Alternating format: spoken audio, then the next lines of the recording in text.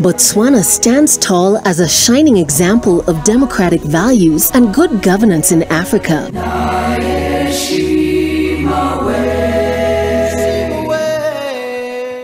Enter a world where knowledge is put into practice and the heart of African agriculture beats loudly and energetically.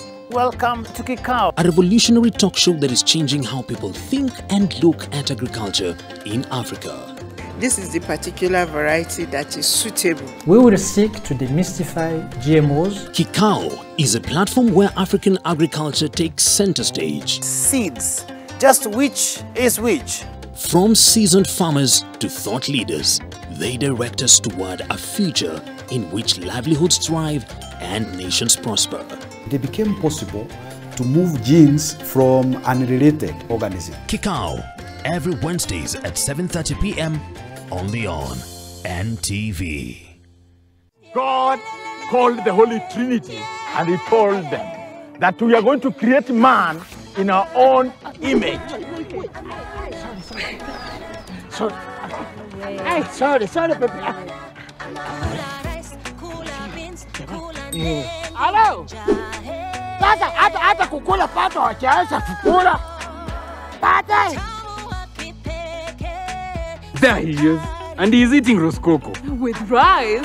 New beginnings bring people closer together. The delicious taste of Amana is now in an exciting new pack. Amana by Unga Limited.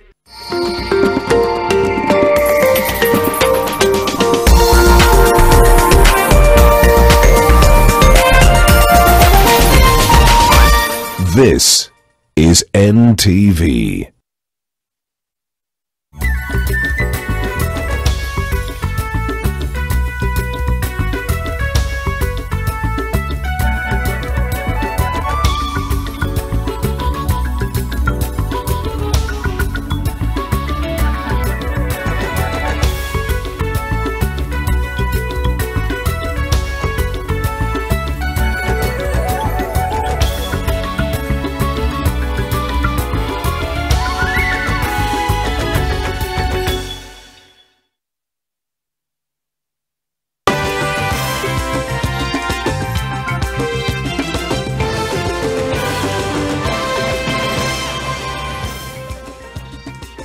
Masalam kutoka kisiwa cha Pate hadi kisiwa cha Manda, kisiwa cha Kiwayo hadi hapa Amu, na ukipenda pia Mokoi kuliko na inchi kavu. Jamani, kikosi cha NTV kimekita kambi tangu jana na leo ni siku ya pili ya jarida la Amu. Tutakuletea matukio na matokeo yote ya tamasha za utamaduni wa Amu awamu ya 21. Jamani, niliposimama hapa kuingia Amu bila kukanyaga hapa, haya ni maegesho ya boti wenyewe hapa Amu wakatohoa wakasema ni jeti. Jeti ni mbili katika ufukwe huu wa Amu. Kuna hii na moja nyuma yangu mbele ya afisi za mamlaka ya bandari nchini. Jamani, tumekuandalia mengi kabisa katika taarifa zetu za siku ya leo, lakini wasemavyo Waswahili kwamba Hamadi kibindoni fimbo mkononi, fimbo yangu iko mbali, iko Nairobi, pacha wangu. Sijui kama itaua nyoka ama itafanya namna gani, lakini kwako maana tutasoma pamoja taarifa hizi. Pacha wangu. Na mashallah kabisa, asante sana pachangu, usitie shaka kwani fimbo ipo imara kabisa. Na jamani, nakuona kule Amu nazidi kupendeza, ila Amu kipendeza pia hapa Nairobi tuko na jeti letu. Na jeti ni hapa tu studioni. Mtazamaji, tumekuandalia mengi ambayo yamegonga vichwa vya habari katika maeneo tofauti ya humu nchini, ila kwanza kabisa tupate vipasho. Disaster vile imeundwa ni kwamba tusaidiane. Hatunanga fidia katika disaster. Walioaga dunia kutokana na mafuriko hawatapata fidia, serikali yatangaza. Huenda chaguzi ndogo zikafanywa hata bila makamishna wa IBC iwapo mapendekezo ya bunge yatapita. This initiative is to stop further transmission of HIV from mother to the child through awareness. Leo tunawaangazia wanawake ambao wanahakikisha kina mama wanaoishi na virusi vya ukimwi wanapata watoto wasio na virusi hivyo. Na kwa siku ya pili mfululizo, kaunti ya Lamu yang'ana watalii wanaoshuhudia utamaduni wa Lamu.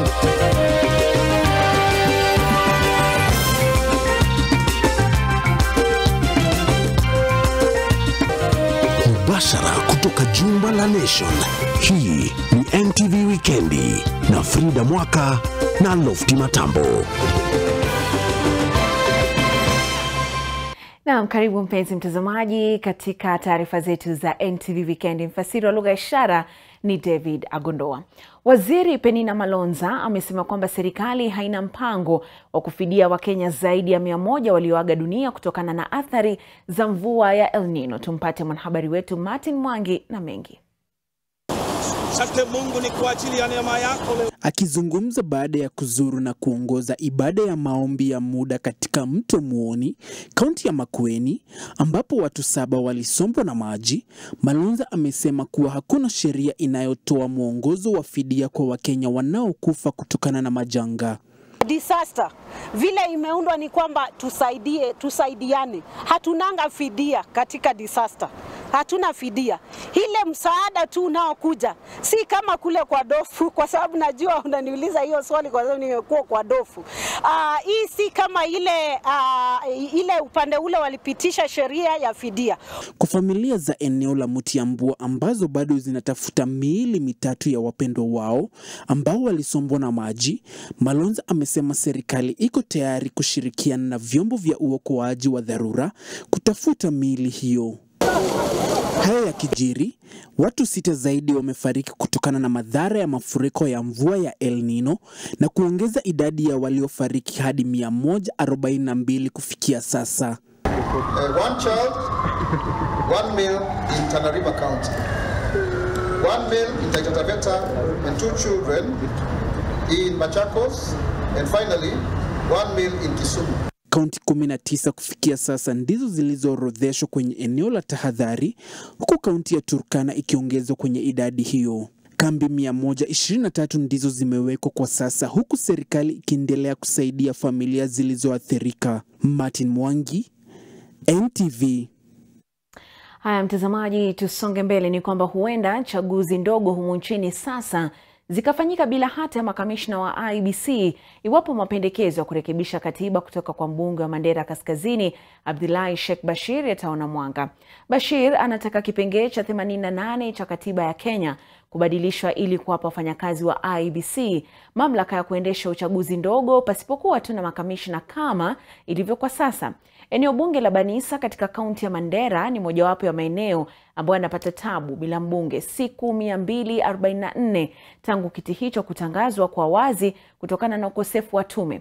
Vile vile wadi kadhaa ziko kwenye orodha hii, na wakati huo huo mbunge wa Thika mjini Alice Ng'ang'a naye anapendekeza kurekebishwa kwa kipengee cha 89 cha katiba na kwamba hakuna eneo bunge litakalotokomea kwenye shughuli ya kuangazia mipaka kwa kutofikisha vigezo hitajika vya idadi ya watu. Mapendekezo hayo tayari yapo bungeni na yaliidhinishwa jana na Spika Moses Wetangula. I have approved wapate ya shule ya upili yapate. A bill proposing to amend the constitution cannot be amended once it has been published. This procedure in our standing orders therefore aims to collect as many views as possible from as many stakeholders and experts as may be practicable before a proposal to amend the constitution is published. Indeed, I note that the proposals by the 2 honorable members have complied with the first part of this provision, having obtained signatures of more than 50 members of this House. Na mtazamaji, wiki iliyopita wanafunzi ambao walipata alamu ya A katika mtihani wa KCPE walisherekea na hata wanahabari wakaweka kwenye magazeti na kushangiliwa kwenye televisheni na redio hata mitandaoni. Ila kuna wale ambao wanasaulika mara nyingi wakati matokeo ya KCPE au hata KCSE yanatolewa, wale ambao wamepata alama ya E. Usiku wa leo tunawaletea hadithi za wanafunzi hawa ambao wanabadilisha jamii kuondoa unyanyapaa wa kupata alama hiyo ya E. Mwanahabari wetu Ngina Kirori na mengi. Kwa miaka mingi sasa, watahiniwa wanaopata alama ya E wamesutwa, kutusiwa, kuhangaishwa na hata kuonekana wakiwa bumbwazi. Taswira ambayo imeza kejeli na kuwatenga na nafasi nyingi tu katika jamii. Ni hali ambayo muungano wa watahiniwa hao wananuia kumaliza. Katika kitovu cha mtaa wa Kariobangi unakaribishwa na afisi hii, afisi ya wana alama E. Niliona kupata E sio mwisho wa maisha. Kuna life after kupata E. Hapo awali kuna wanafunzi walijitoa uhai baada ya kupata alama ya E. Mwenyekiti wa muungano huu, Ayub Simba, anasema changamoto hii ilifanya waanze mchakato wa kuwaleta pamoja wanaopata alama za chini kabisa. Kiona kijana amekaa kwa hii mtaa sana, hakuna kitu anafanya. Uaga sasa huo ndio waga anajajiwa sana. Huyu ndiye amechukua kitu ya nani, huyu ni mwizi, but tuna believe this youth can change. Mary Wamboi alipata alama ya E mwaka wa 2015 baada ya kufanya mtihani ya KCSE. Anasema ingawa alikuwa anaugua ugonjwa wa kifafa, alitia bidii masomoni, lakini aliambulia patupu. Sasa nilikuwa naona watu wengine wamepata A, wengine naona wamepata B, mpaka nilikuwa nasikia vibaya. Lakini my dad na my mom kaniambia don't lose hope. Kando na hayo, kumeibuka maswali mengi kuhusu matokeo ya mtihani wa darasa la 8. Kama kuna mahali maybe waziri aliteleza na NEC, huyo ambaye amesimamia mambo ya kumaka mtihani ameteleza, ni rais achukue mkondo. Kama kuna mtu aliteleza kwa hiyo kazi, aweze kujiuzulu na aweze kuachana na hiyo kazi. Muungano wa alama ya E unasema utaendelea kukomesha unyanyapaa kwa wale wamepata alama ya E, haswa kwa mitaa ya mabanda. Ngina Kirori, NTV. Asante sana Ngina Kinore, siku zote wanasema tu kuteleza si kuanguka. Na basi mtazamaji, huwa pia wanasema amu tamu. Na muona pachangu jamani ashafika kule Amu, ashakabidhiwa mpaka bakora. Kunani pachangu? Kapata mwingine au vipi?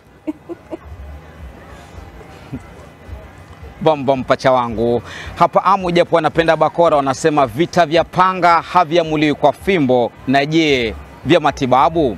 Tazama hii taarifa. Septemba mwaka huu Wizara ya Afya ilizindua mpango wa kumaliza maambukizi ya virusi vya ukimwi kwa watoto ifikapo mwaka 2027. Huku watoto 9 mtazamaji kati ya 10 wanaoishi na maambukizi ya HIV wakipata matibabu. Ni watoto 7 pekee kati yao ambao wana uwezo wa kujenga kinga mwilini na kuwa na uwezo wa kupunguza makali ya virusi hivyo vya HIV.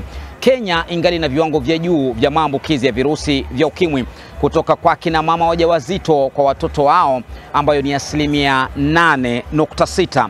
Dunia mtazamaji inapoadhimisha siku ya ukimwi hii leo, mwanahabari wetu Bridget Ngana alitangamana na kina mama kunradhi wawili kutoka kaunti ya Nakuru ambao walijituka jukumu la kuhakikisha kwamba kina mama wanaoishi na virusi vya ukimwi wanapata watoto wasio na virusi hivyo. Tazama.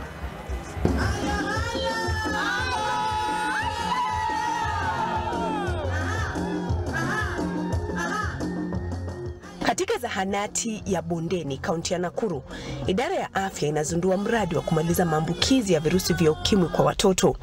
Miongoni mwa waliofika hapa ni Rose. Tumebana jina lake na anatueleza jinsi alivyojua hali yake ya HIV. Mimi kuingia kupima, nikiwa nakaa hivi nikiangalia pale kwa kona, naona ni kama inachora lines mbili vile daktari alikuwa counselor alikuwa amenielezea. Nikashikwa na tension nyingine. At that point already nilikuwa na mtoto wako 4 years. Na tulikuwa tuko sawa, hatuna anything, hakuna kitu inatusumbua, tunaendelea na maisha vizuri. Alipozungumza na mume wake jioni hiyo, jibu alilopewa lilimshangaza. Ile kelele alipata, matusi, yani stress yote nilimwagia, nilimtukana, nilimwambia kila kitu ambayo unaweza ambia mtu kwa hii dunia. Akakuja akaniambia hapana, hiyo test ulitestiwa ilikuwa free ama ulilipa? Kaambia ilikuwa free. Sasa wacha nikuambie, hizo za free zikuangi za ukweli. Kwa nini kuna ya free, kuna ya 500 na kuna ya 1000? Kumaanisha quality hazifanani. Ukweli ulimjia miaka 4 baadaye pale mumewe Rose aliugua kiasi cha kulazwa hospitalini. So hapo ndio kazidi, weight akalose, anasweat usiku, ikabidi lazima aende usiku.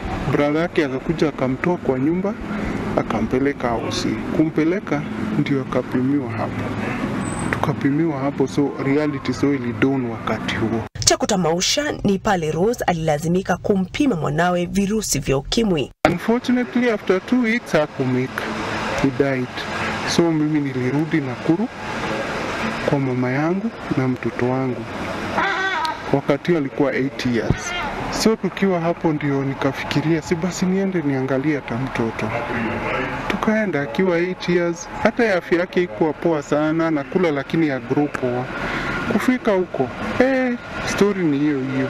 Rose aliolewa tena mwaka 2012 na hapo alikata kauli ya kuhakikisha kwa mwanawe wa pili hatapata virusi vya ukimwi, hatua ambayo imemfanya kielelezo kwa kina mama wajawazito wanaoishi na virusi vya ukimwi. After remarrying, sasa nimeelewa story na HIV. From there, that is where now nilipata msichana. Msichana ambaye leo ako 9 years na ako negative. I moved alone. I stayed for a month. I stayed with that. Alice Akinyi ni mshauri katika zahanati ya Bondeni. Naye anatueleza kuwa ingawa alijua hali yake ya HIV akiwa na miaka 22, hakuwa tayari kwa safari yake ya uzazi alipoamua kupata mtoto wake wa kwanza.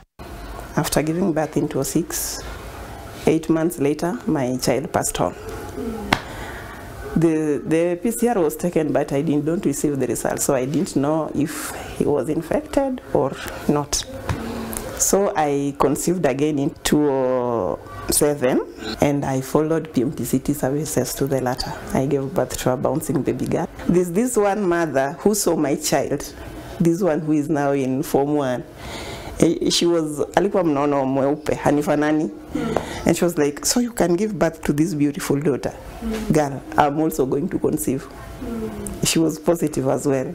She was conceived, and I was like, yeah, it is possible. My child is HIV free and she's doing well. Kulingana na idara ya afya kaunti ya Nakuru, visa vya maambukizi vya virusi vya ukimwi kwa watoto wadogo wenye umri kati ya kuzaliwa hadi miaka 14 ni 10.7. We saw an increase in mother-to-child transmission for children below 15 years. On 2021, we were at about 2,600, and in 2022, it shot up to 2,900. So this initiative is to stop further transmission of HIV from mother to the child through awareness. Idara ya afya hapa Nakuru ikisema janga la COVID-19 lilichangia katika ongezeko vya maambukizi vya HIV kwa watoto. People are enclosed, and accessibility to drugs. There was a gap in terms of the ARVs for some time. Kulingana na mpango wa kusitisha maambukizi ya ukimwi NASCOP, watoto 68,000 kote nchini wanaishi na virusi vya HIV.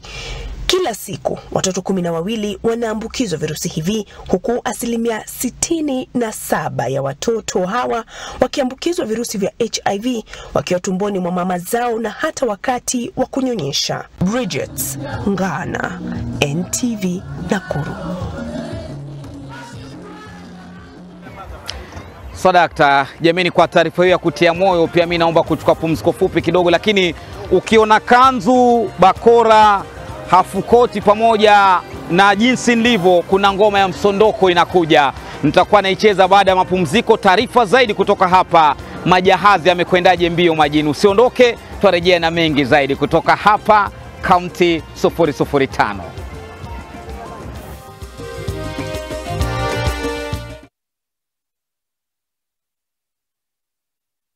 God called the Holy Trinity and he told them that we are going to create man in our own image. Sorry. Hey, sorry, baby. Hello. Sasa hata kukula pato wachaanza kukula. Pata. There he is. And he's eating roskoko. With rice. New beginnings bring people closer together. The delicious taste of Amana is now in an exciting new pack. Amana by Unga Limited. Unwrap Chrissy with Deals Kibao from Carrefour. Shikarina vegetable oil at only 9.85. Daima UHT milk at 40 shillings. Fresh boneless chicken breast at 6.99. Now red grapes at only 3.39 shillings. Unwrap Chrissy with Deals Kibao from Carrefour.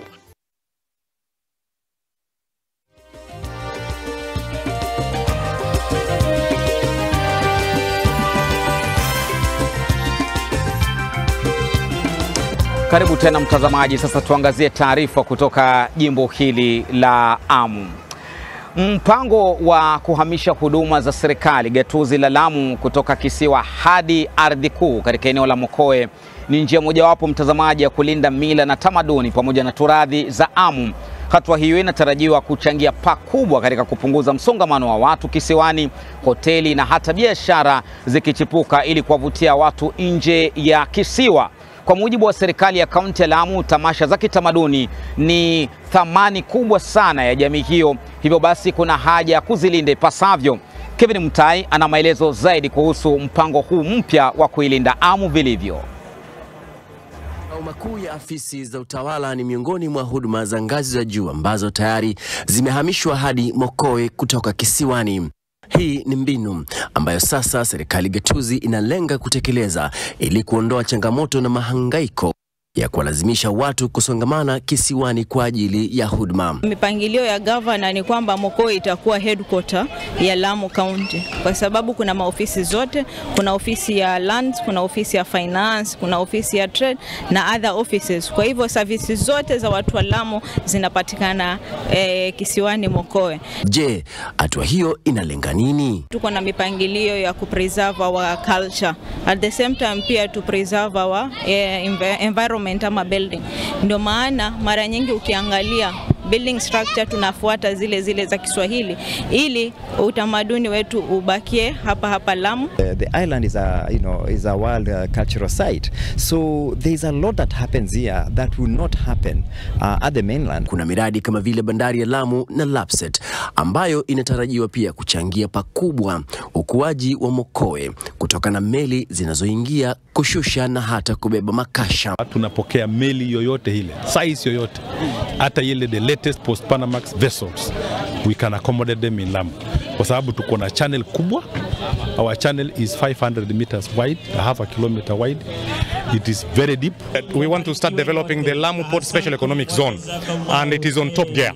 We have set aside 5,000 acres for special economic zones, whereby we will have, we've already subdivided it into 3 sections. We have light industries, medium industry and heavy industry. Ujenzi wa barabara ukitarajiwa kuiunganisha Lamu na mataifa jirani kama vile Ethiopia na Sudan Kusini, ila tatizo kwa sasa ni makazi. Tunahitaji manyumba, hata sisi wenyewe our staff wanahitaji manyumba za kuishi. Hata petrol station na mafuta ni shida. I was speaking to some of the investors from the Netherlands, and they are already considering putting up a wellness center in Manda Island. Mbali na wingi wa watu unaoshuhudiwa nyakati za tamasha kama ilivyo sasa, ni takriban wenyeji 50,000 wanaoishi kisiwani, na kuna mikakati pia ya wao kushughulikiwa kupata huduma wakiwa hapa. Kevin Mutai, NTV katika kaunti ya Lamu. Sadakta Kevin Mutai kwa taarifa hiyo. Mtazamaji, sekta ya afya katika kaunti ya Lamu inazidi kuimarika licha ya changamoto ambazo zinaikumba sekta hiyo. Kwa mujibu wa waziri wa afya wa kaunti hii Daktari Mbaruk Bajaj, takriban hospitali 47 zinatoa huduma za kansa ya kizazi, huku hospitali ya rufaa ya King Fahad ikijivunia kwa hospitali ya kipekee Pwani chini ya uongozi wa gavana Isa Timami yenye huduma za tezi dume, ukipenda prostate cancer, miongoni mwa mengine mengi. Tazama taarifa hii iliyoandaliwa na mwanahabari wetu Billy Otieno. Hapa Lamu tuko na jumla ya hospitali 47 za umma, ikiwemo 3 ambayo ziko katika awamu ya 4 ama level 4, ambayo ni hii King Fahad Hospital na Mpeketoni na Faza Sub County Hospital. Alafu tuko na 3 ambao ni awamu ya 3 ama level 3, ambayo ni Kiunga Health Center, Mokoe Health Center pamoja na Witu Health Center. Zilizobaki zote ni level 2 ama awamu ya pili.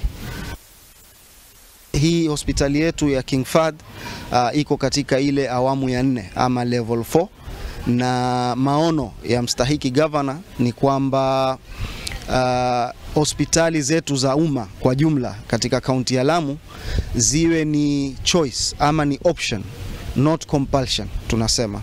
Yani iwe sio mtu ambaye hana budi ndio anakuja hospitali za umma, bali iwe ni kuja kwa kupenda kwa sababu ya huduma, na si huduma tu, ni huduma bora, sio bora huduma. hii county imeinvest a lot in mambo ya system ya mkojo ama kitu inaitwa minimal invasive surgery. Yani hakuna tena operation ya kukata ama zile operations za kukata skin ikawa na scar kubwa. Tunatumia kamera ku sort out everything about shida za mkojo. Mimi hapa Lamu County kama urologist nimepatiwa vifaa vyote ambavyo ninaweza kutackle shida ya mkojo. So hapa Lamu County I am very comfortable cooperating Lamu County than any other private hospital in this coastal region.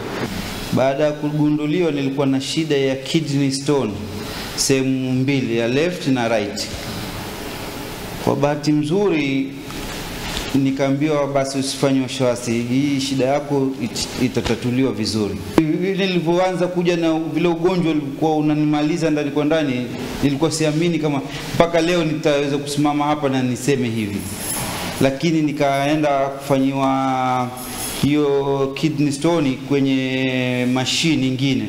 Ilikuwa ni maajabu na mimi kuona vile ilivyo, kwa ile ilivyoendelea. Hata hakuna mambo ya kukata, ni mtu tu unaikwa kitu tu kama nyuzi tu hivi ndani tu, alafu kisha ni kuna mashine yenyewe zinafuata zile sehemu zile zijiwe zilipo.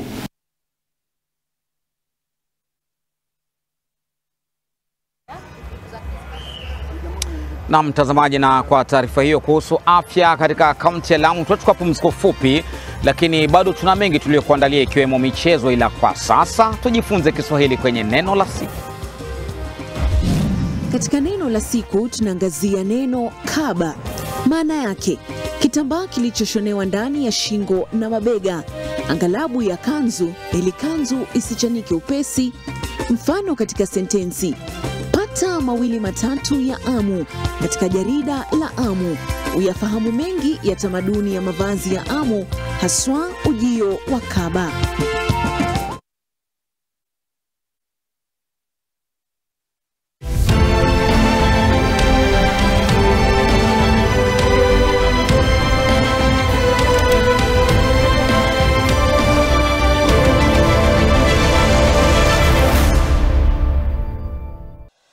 Welcome to King Tiles Limited. We are located at Rami Center, Go Down number 8, Victoria Court along Mombasa Road next to Panari Hotel.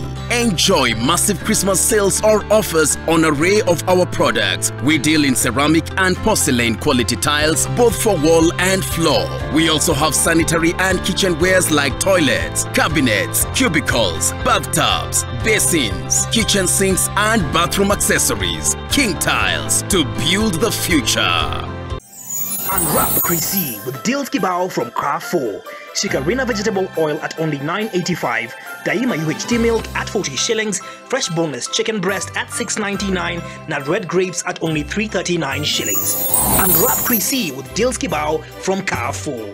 It feels so fresh, fresh, fresh. Always fresh. Nivea Fresh Deo. Now with new InfiniFresh technology. Antibacterial power with 48-hour protection and long-lasting freshness. Nivea Fresh Deo. Feel fresh in every moment.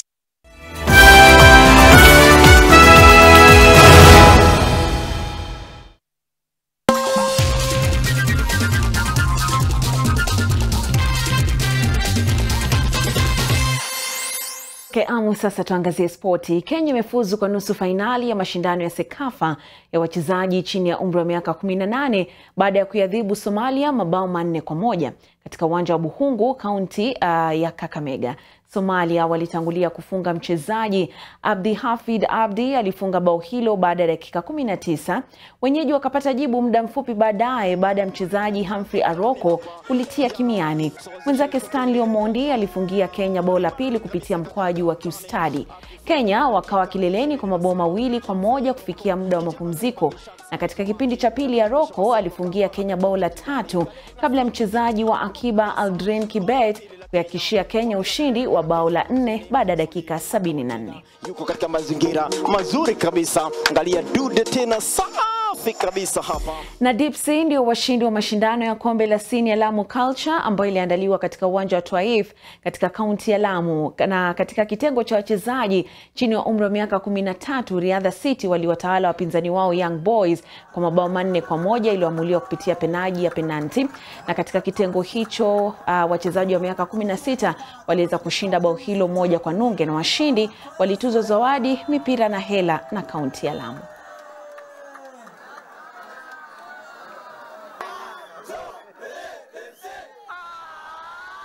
Na gavana wa Lamu Issa Timami ametangaza kuwa kaunti hiyo itajenga uwanja wa kandanda katika ufuo wa bahari ili kuwapa wenyeji fursa ya kukuza talanta. Timami alitoa kauli hiyo wakati alipokuwa anahudhuria mechi ya kirafiki katika ufuo wa bahari ya Uyoni ambapo Mbappe wa ligi kuu ya kandanda nchini Tusker FC na wapinzani wao KCB walikuwa wakikwaruzana.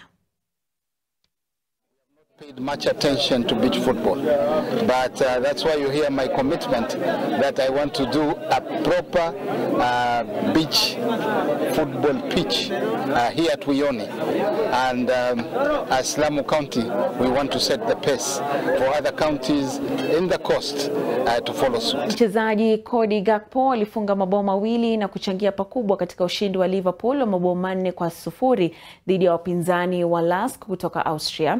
Mchezaji Diaz alifungia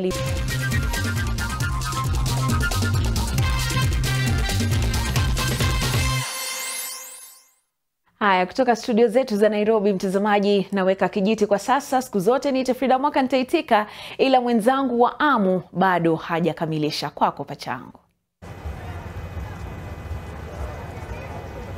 Asante sana pacha wangu. Tumalize hii ya mwisho ni kwamba tamasha za utamaduni wa Lamu makala 21 zimeingia siku ya pili hii leo kama nilivyokujuzeni, na wageni wakiwemo mabalozi na hata wakuu wa vitengo tofauti serikalini walishuhudia na kuhudhuria hii leo. Mwandishi wetu Martin Mwaura anatueleza matukio ya leo katika tamasha hizi, leo kubwa zaidi likiwa ni mbio za majahazi. Tazama.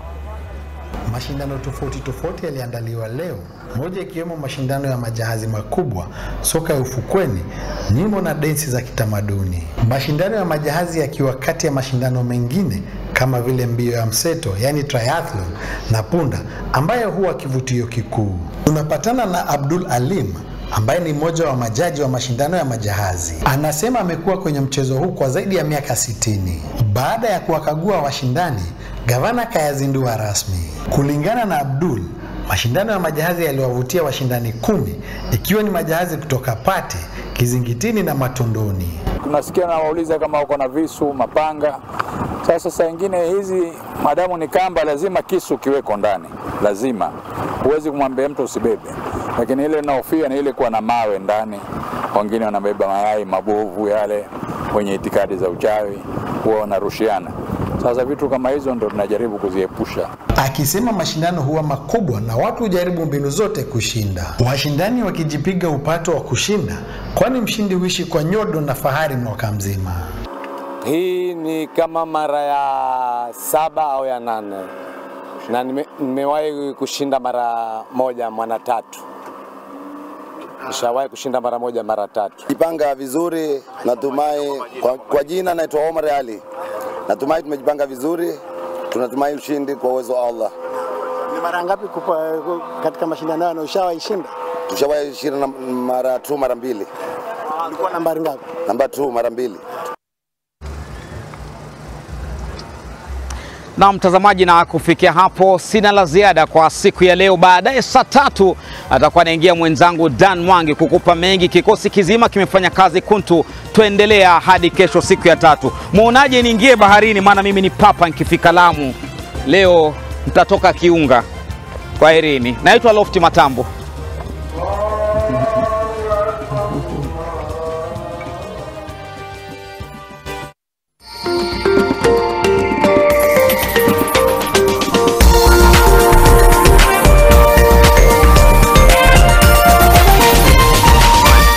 This is NTV.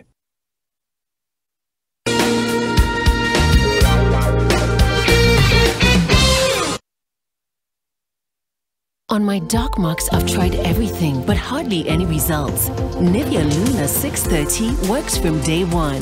With visible results in just 2 weeks, you'll see the difference or get your money back. The results speak for themselves. Join the 1 million women already using the #1 Lumina 630 from Nivea.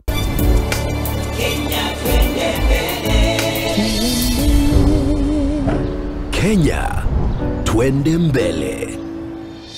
NCBA, go for it. Are you curious about that dazzling look? How do you define beauty? And how to dress elegant, glitz, and glamorous?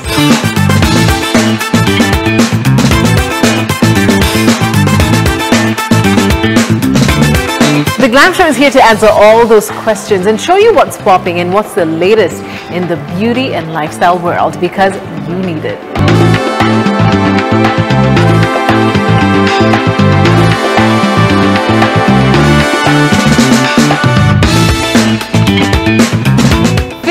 Look your best and fall in love with Into the Glam every single Saturday only on NTV.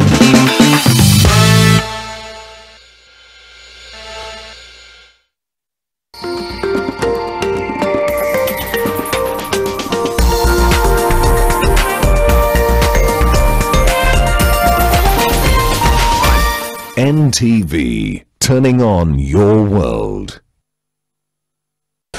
The following program has been rated PG. It may contain scenes unsuitable for children under the age of 10.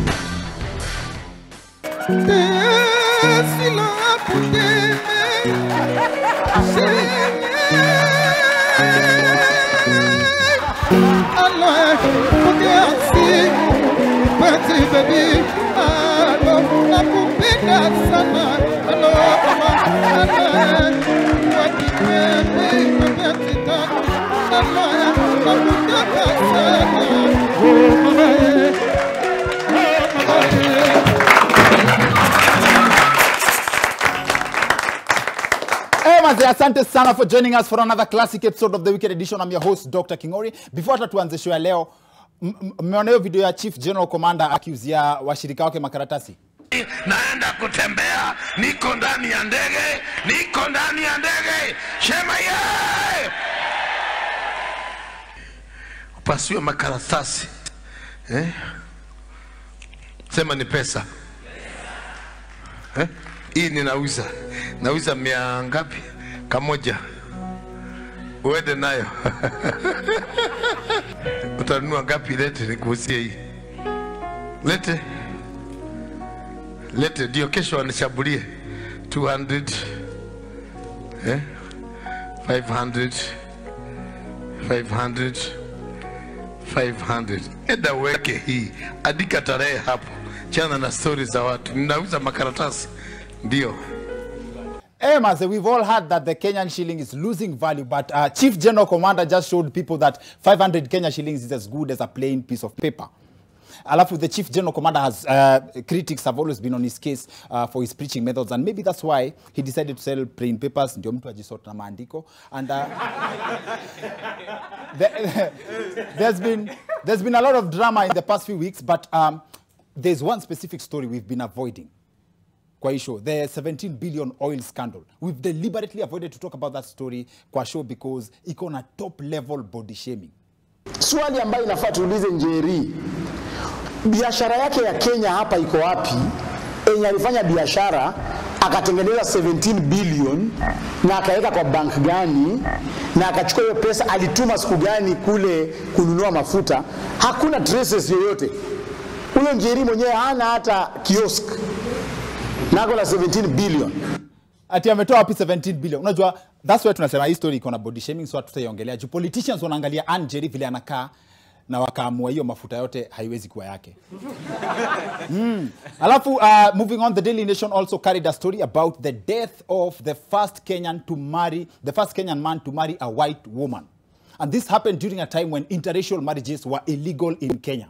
And John Kimuyu, being a blind man, I think the authorities had no way to prove that he was seeing a white woman. And also, did you know that cockroaches, Maze, can support education up to university level? Yes, mende zinalipa rent, zinasomesha, and they are feeding this man's family in Nakuru. Ukistaajabu ya Musa utaona ya Firauni. Wengi wetu tumezoea kuona soko la ng'ombe au mbuzi, lakini ukiwa na mende au kunguni wako, sisemi kwamba una kunguni nyumbani, unamleta hapa na unamuuza kwa shilingi 5 pekee. Pesa taslim. One day I decided I can do further so that people can get interested. And this is why I decided to look for these insects. These are bed bugs, cockroaches, so that I can demonstrate practically. Kwa siku naweza demonstrate na mede kama 1,000 or 2,000. Na mede moja nanunua shilingi 5. Steven anasema kuwa awali alikuwa anafanya kazi ya mauzo kabla ya kufanya kozi ya entomolojia. When I did the subject of entomology, I decided niuze hii idea ya kukua wadudu na njia ambayo iko unique. Ati nilianza na mede kama 200 hivi. Now that it has become popular, nahitaji mede nyingi juu ninauza dawa nyingi sana. Kwa hiyo story, huyo sasa ndio brand ambassador wa kifo cha mende. Now, kwanza kuna place kwa hiyo story, if you watch the story by George Kieru, kuna place anasema amelipa school fees ya watoi wake na hakuna mtoi wake akona arrears za school fees. Hapo ndio hiyo story nitirikia, mpaka hapo ndio ilinichanganya, because that makes other parents look bad. Mtoto anafukuzwa school fees, watu wanakuangalia wanashangaa, kwani kwenu hakuna mende? Now the most troubling bit about this story ni vile it exposes how badly the economy is doing. Maze, can you imagine? Mende moja 5 bob. As in, mende imefikia bei ya mandazi. Unajua? How did that even happen? Now, moving on, this artwork has cost a star online after fetching 2.13 million shillings at a Nairobi auction. Anyone who can spend that amount of money on a painting is someone who knows that image is everything. Alafu, kuna Wakenya wanakosa kuamini hii image imeenda na 2.13 million, and the same Kenyans who believe that this image is worth 17 billion. But jokes aside, the artwork is a rare piece painted by the late Tanzanian artist anaitwa Edward Saidi Tingatinga, who passed on in 1972. So it's a very rare piece, so it's understandable. We have a great show lined up for you, mazi. Episode yetu ya leo inafaa kuwa classified kama movie. Our guest describes himself as a political assassinations expert. He's a former government spy and an intelligence officer. James Lando Kwatenge is in the house.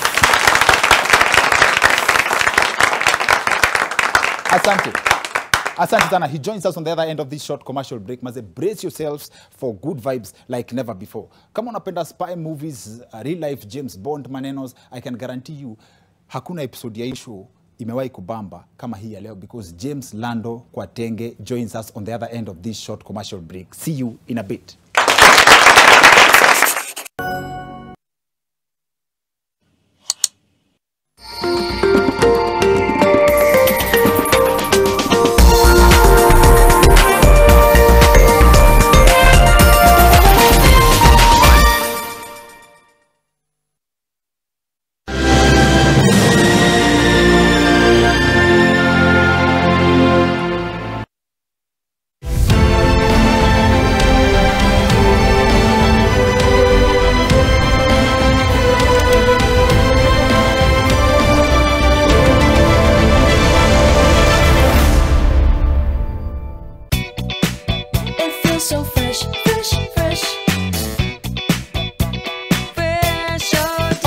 Fresh. Nivea Fresh Deo. Now with new InfiniFresh technology. Antibacterial power with 48-hour protection and long-lasting freshness. Nivea Fresh Deo. Feel fresh in every moment.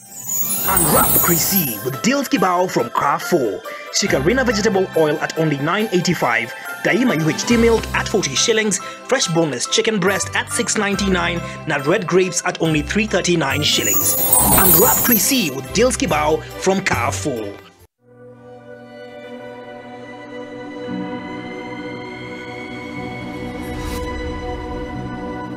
People come to me and they say they get discomfort when they have ice cream. Can you imagine that? Avoiding having cold ice cream. Sensodyne gives you long-lasting protections against sensitivity. and people come in and they're like, oh, it works. I can have ice cream and I'm not in any discomfort. I recommend Sensodyne because it works. It's brilliant.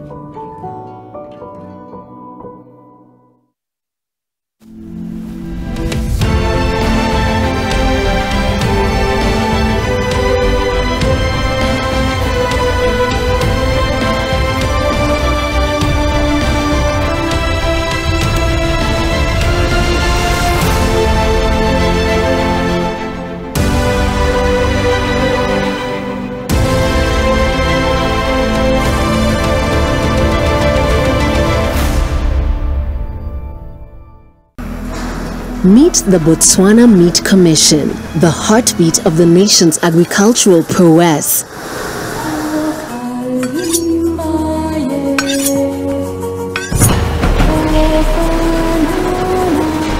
A key player in transforming the country's abundant cattle population into a source of economic vitality.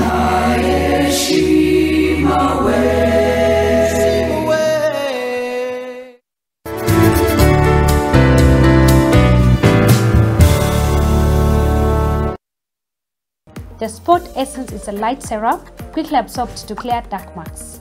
Rich moisturizing cream is a gel cream type that deeply hydrates and prevents dark marks. I highly recommend Melano CC for healthy and happy skin. Roto. Asante sana, welcome back to the weekend edition. I'm your host, Dr. Kingori. Show ya leo nzito sana, by the on a whole new level, because our guest for this episode was a member of one of the most dangerous, if I can say that, the deadliest police departments this country has ever had. Nimesema on the first part of the show yetu ya leo itakuwa classified kama movie, but sita spend time mob kwa introduction. We let our guest tell us most of what we have ever wished tunaweza sikia. James Kwatenge is in the house.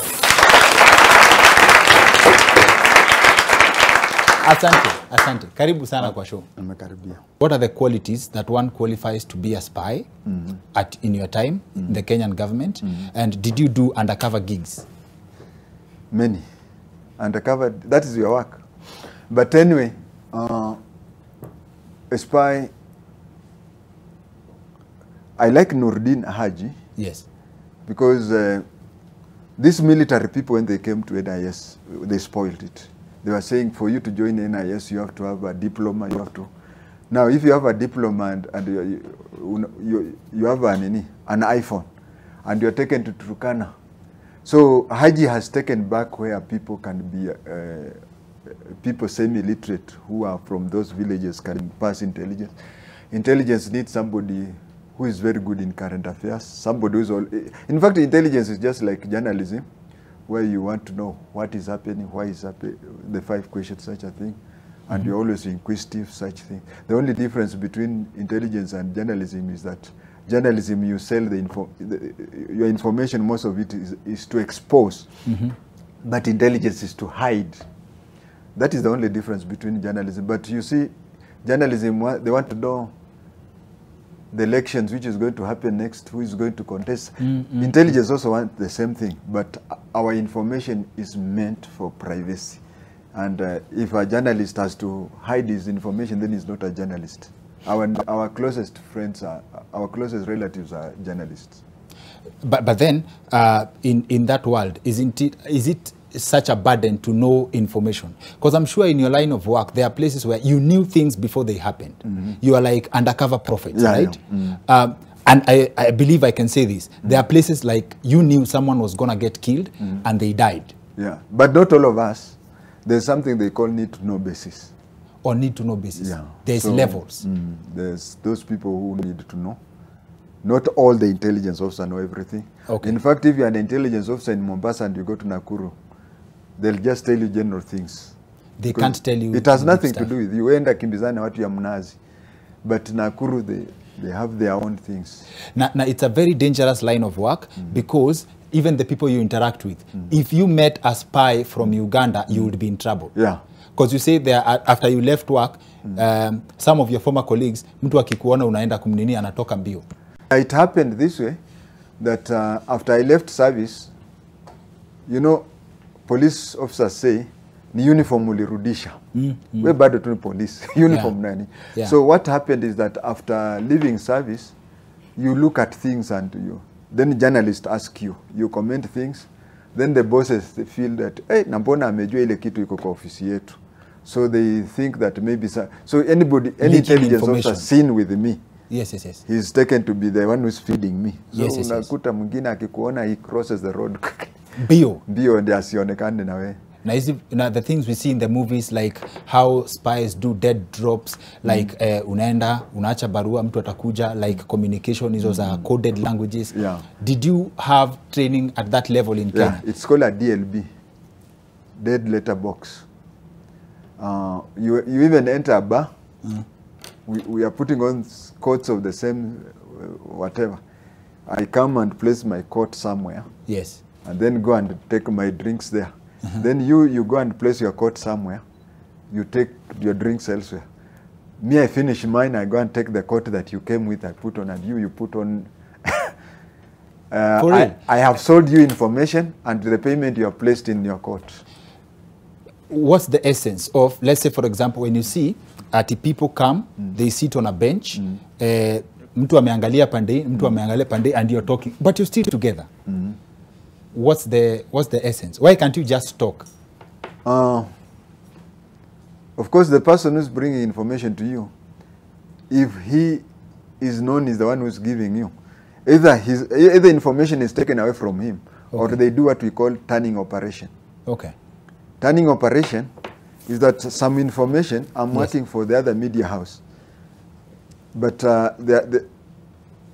they are seeing the information coming to Nation Media House. Yes. So they know that he brings the information to me, isn't it? Yes. Then they make sure that he gets the wrong information.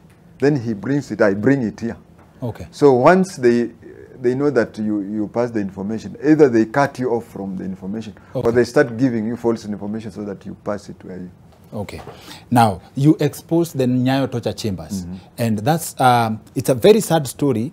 People laugh about your story, appliers, but give us a typical day at the Nyayo torture chambers. You are in active duty during that torture time. chamber. Yes.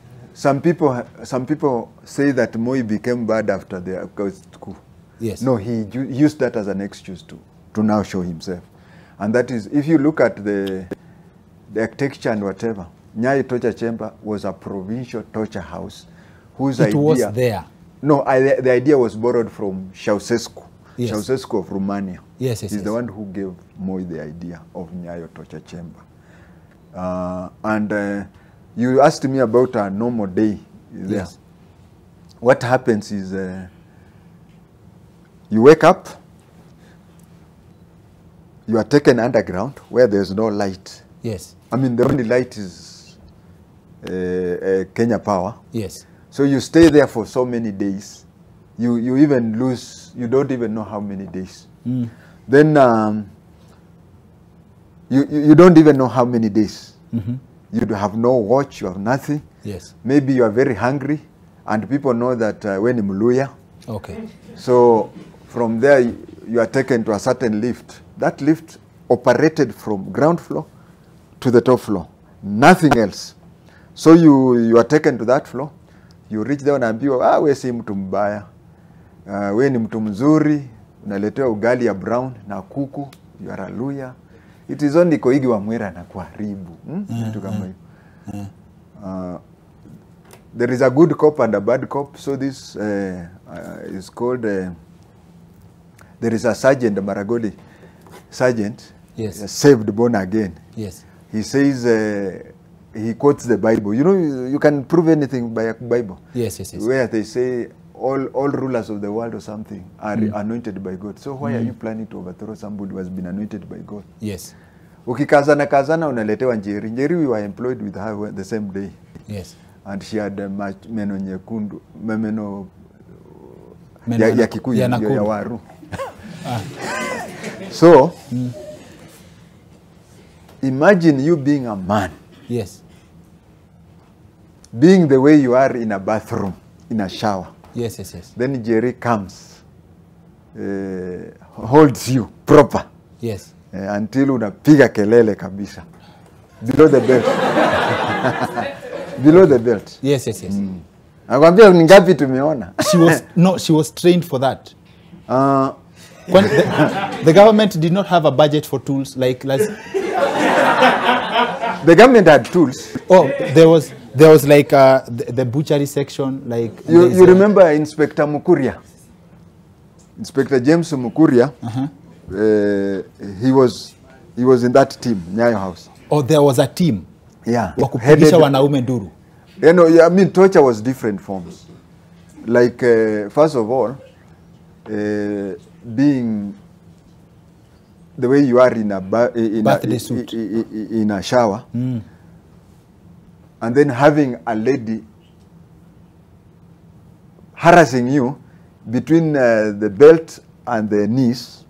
At the Nyayo torture chambers, there was no excitement whatsoever. Yeah, there was no excitement. And then from there, there is beating.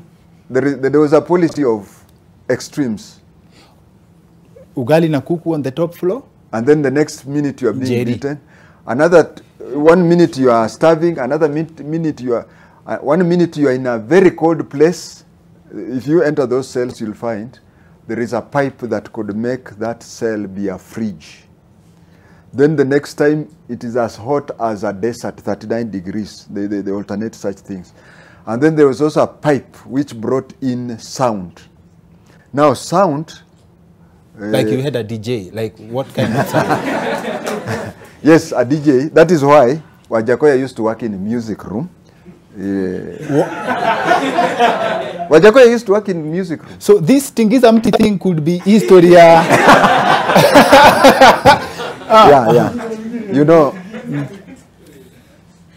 you can take a village out of the village. Yes. But you can't take the village out. Yeah. So hii kutingiza. Yes. He started maybe from there. Hiyo ni ya ushago.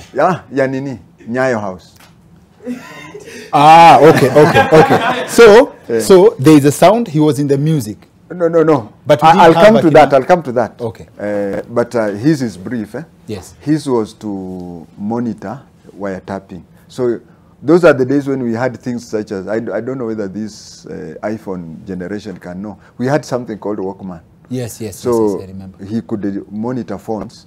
Then one day he monitored a phone between Biwot and Moi concerning Ouko. That is why he went away. And he had the president. He tapped the president's call. Yeah, with the Biwot. And when he tapped, he was in a room. The room was called music room. Yes. Because of... wiretaps. No, they used to put on these things. You know these things about... Nowadays, I can even see from the audience, there are so many with them. But those days, it used to be only people with Walkman. So because Walkman used to have music, and he used to monitor, listening just like a Walkman. Yes. So they called it music room. Okay. And Moi was telling Biwot, unaona sasa ile tabu umeniletea.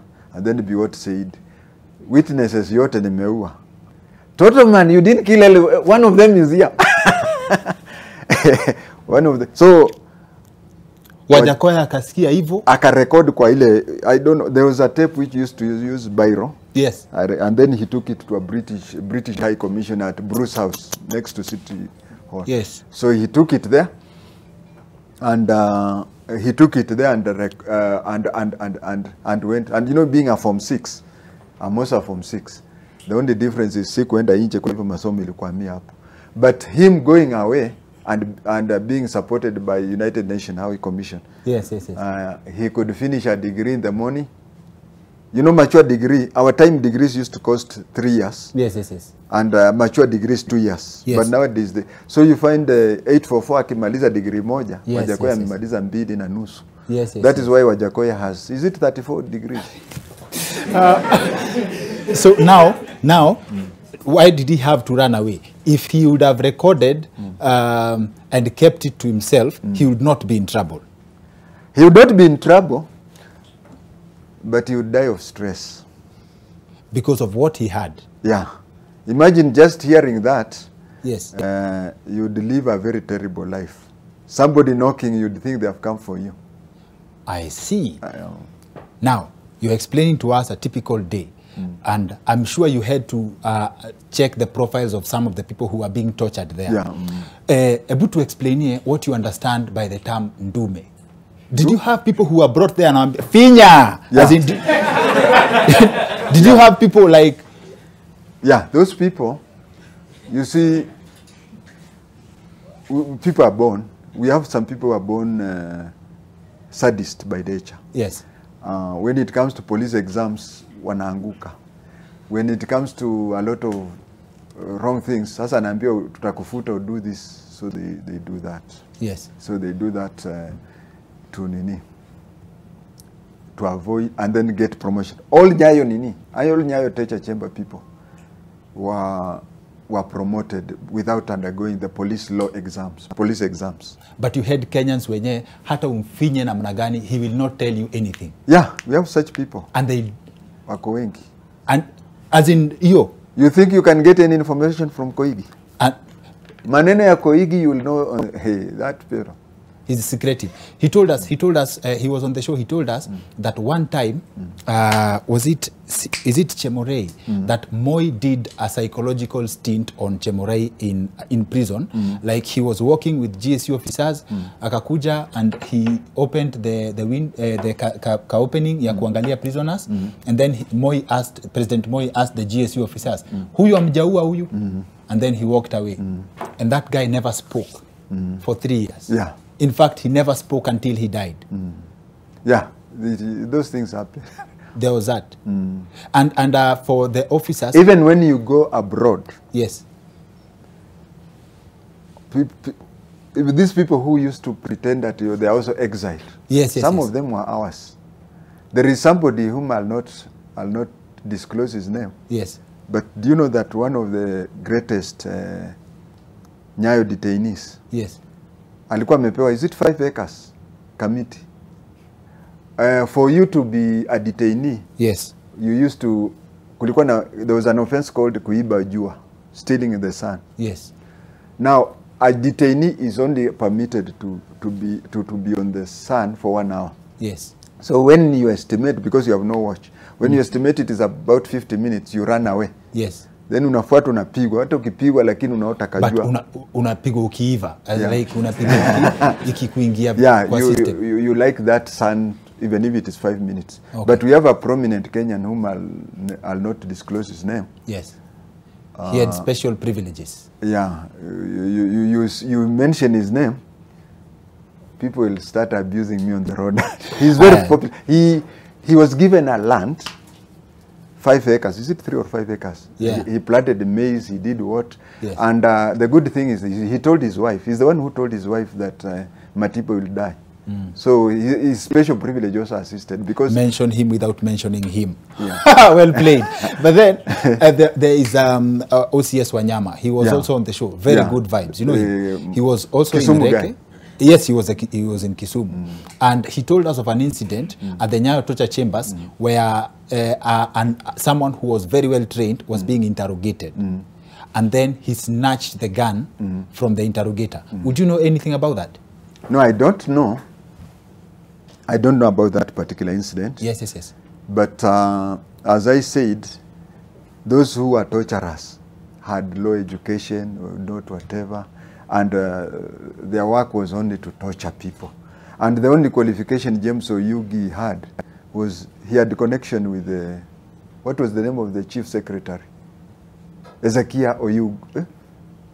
Opio. James Opio. Hezekiah Oyugi. Yeah, so that is why he... So those you know, Nyayo House, we had 2 teams. We had the normal Nairobi area team. Yes. And then we had these torturers. And the torturers were just sadists. Koigi wa Mwere ni dangamanya. Hata umufinye na pliers, he will not tell you anything. Bring 10 Jerry's. He will not say anything. Koigi wa Mwere will tell you what he wants to tell you. We've not even touched on how you joined. We've not even touched on how you left. I think, please follow Kingsley's podcast, Crime Shield, Mwende Mwangalia. I believe you can capture all that, because that's also another interesting bit. There is a lot of things we've not touched on, because your knowledge in politics is vast and straight to the point. I believe I can take you to your word that you have a photographic memory, because you remember dates, you remember people, you remember names, you remember places. Na hata pokota tujamaliza yote vizuri.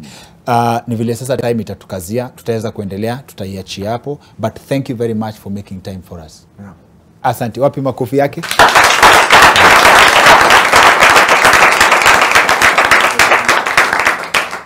Asante sana maze. That's it for the weekend edition for this episode. Thank you for the team that has made it possible.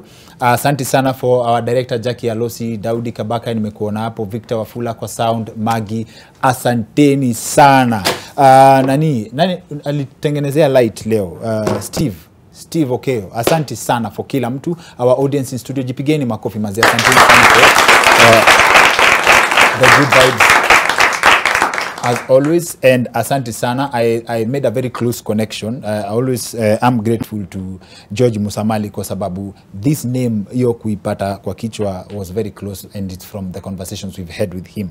Asante sana, and a special shout out to the police officers out there doing the good work, doing the most, carrying the burdens to make sure the country is safe. Otherwise, that's it for the weekend edition. See you next week. My name is Dr. Kingori.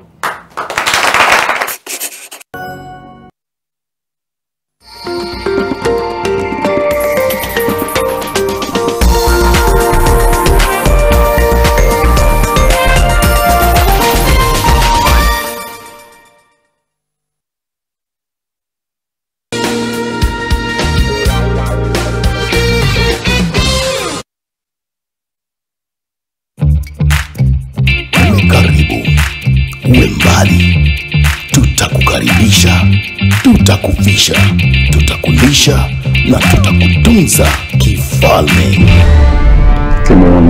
Sababu yetu kuu ni wewe kujitunza mwenyewe kupitia the hot box ya Loto Moto. Chunga nisianguka.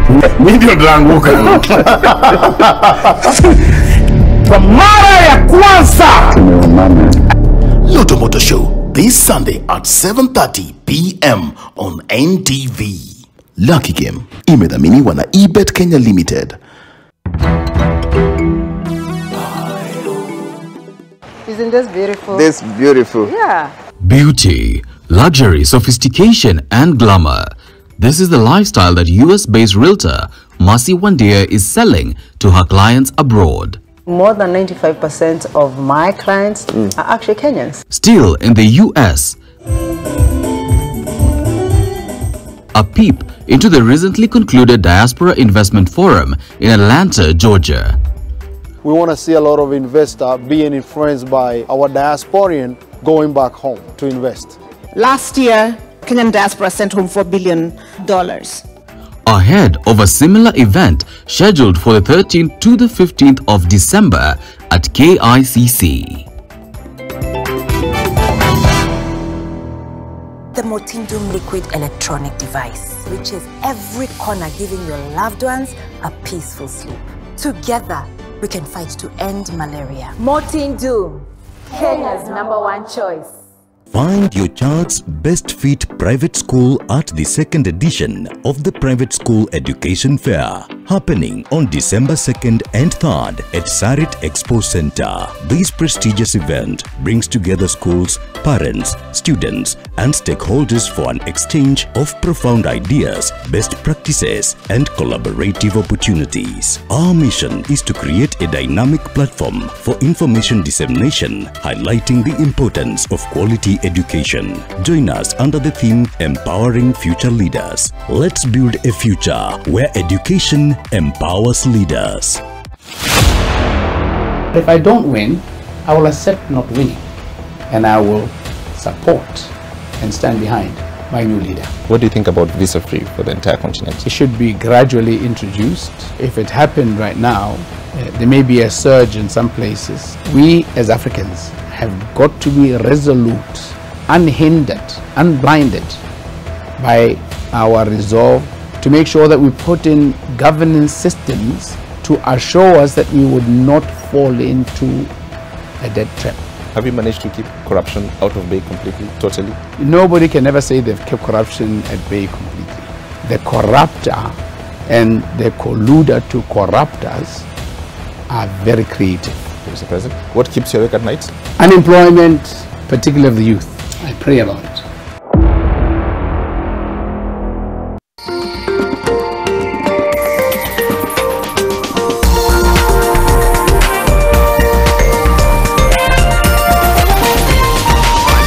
NTV, turning on your world.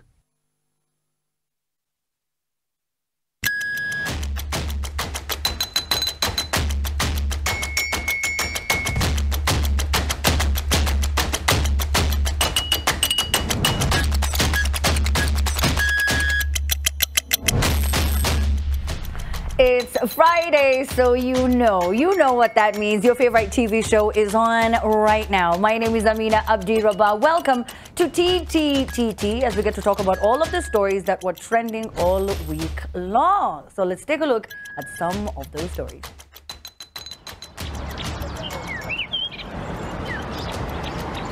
Is this what we call a friendly fire? Well, it was the end of the road for these 3 police officers after they were arrested collecting chai ya jioni. Oh my gosh. What?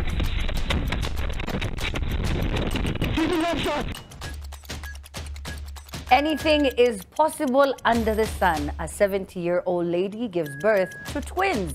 What's the panel got to say? Is it a good day or a bad day in office for these 3 thieves after they were forced to drink the alcohol that they had stolen? Hey, stick around for more.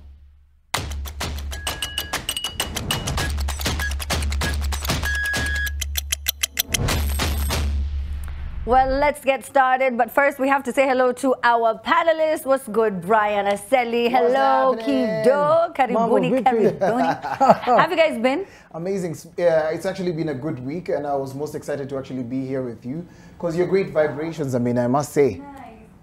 But Ulisa Ukongeza pia beautiful. I had paid you for like 3 compliments. Okay, so let me... You're not doing well. You're not doing well. No, but thank you. And beautiful.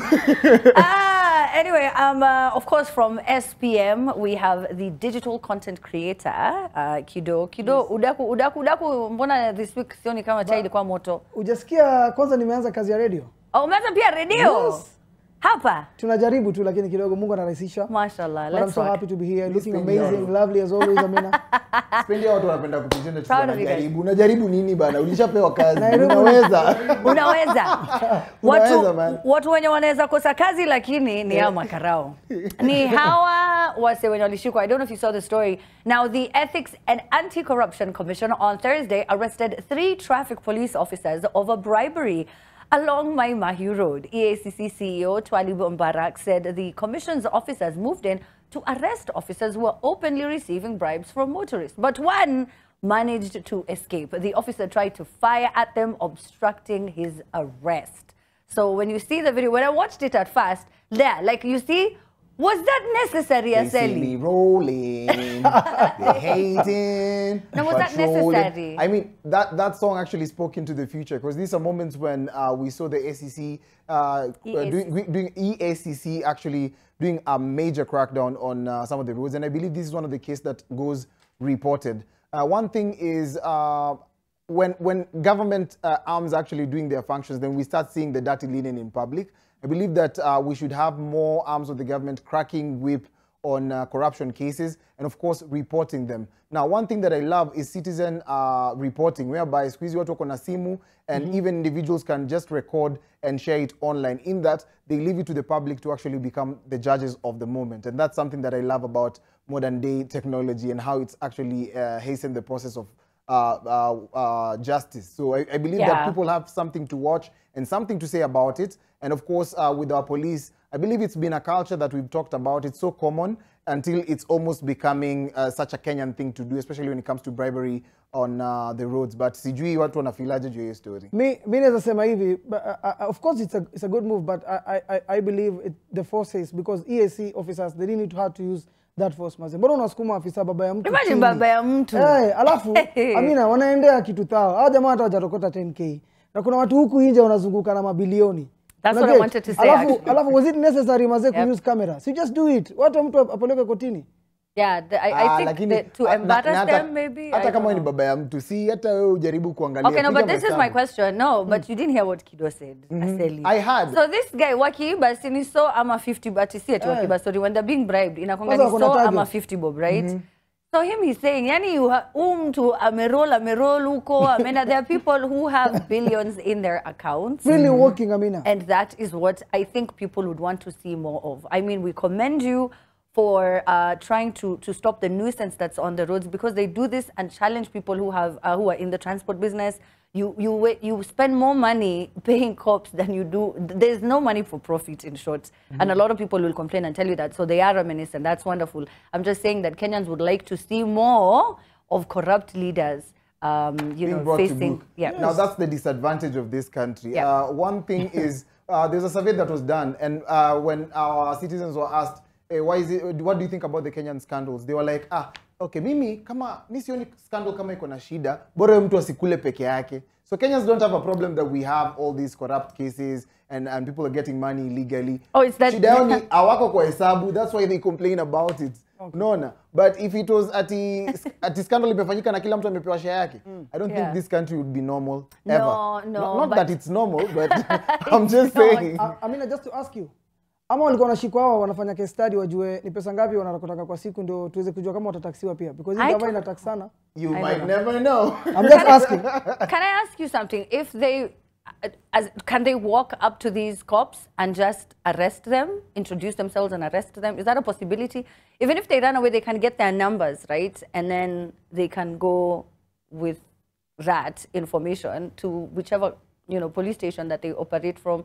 I don't know. Do you want to tell me this is the only way it can be done? I mean, it has to be with this drama. Napenda Tanzania yani. Polisi anakuja na kushika pale anakuambia, naomba nikushike.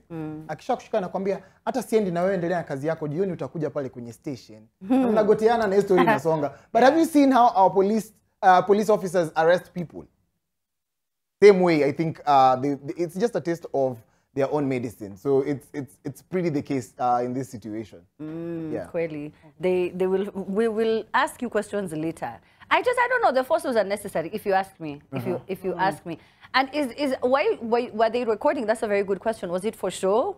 Is it to show us that they are doing something? Content creators, what we are doing. What is it for views? What is content? Is it for views? See, of course, they're going to share it on their platform. Wasn't it shared on their platform? It was. Unless wanachukua for evidence, maybe hapo kotini kidogo itwe kama evidence. Kweli. But I don't think it was necessary, because I believe our senior officers wamekuwa trained. EACC officers, maze, kwani mfanywe refresher course? Because I mean, acha nikwambie kitu moja.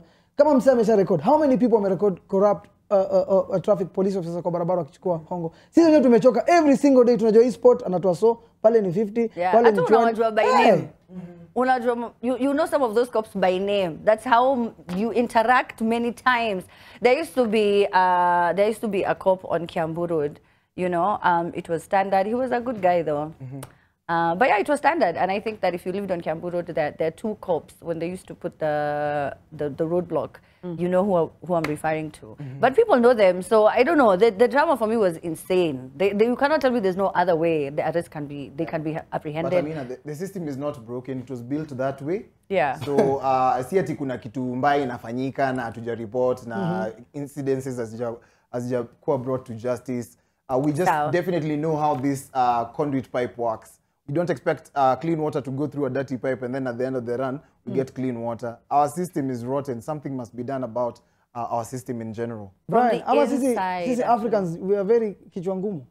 Africans, kwa nini sisi wote tuko kwa mix? Na kwa nini Afrika ndio kichwa ngumu? Anyway, acha tuendelee kuongelelea Afrika wenzetu. So now, a United Nigeria Airlines flight, okay? So just walk with me here. So it took off from Lagos. They were heading to the Nigerian capital, Abuja, but the aircraft touched down in Asaba, kilometers away from the intended destination. So in a strange twist, passengers on board were told they had landed in Abuja. Let me tell you. I love this level of gaslighting. But yeah, so, she went on and just said, welcome to Abuja, you have landed. However, a wrong announcement was made by the cabin crew upon landing safely in Asaba, creating confusion among the passengers.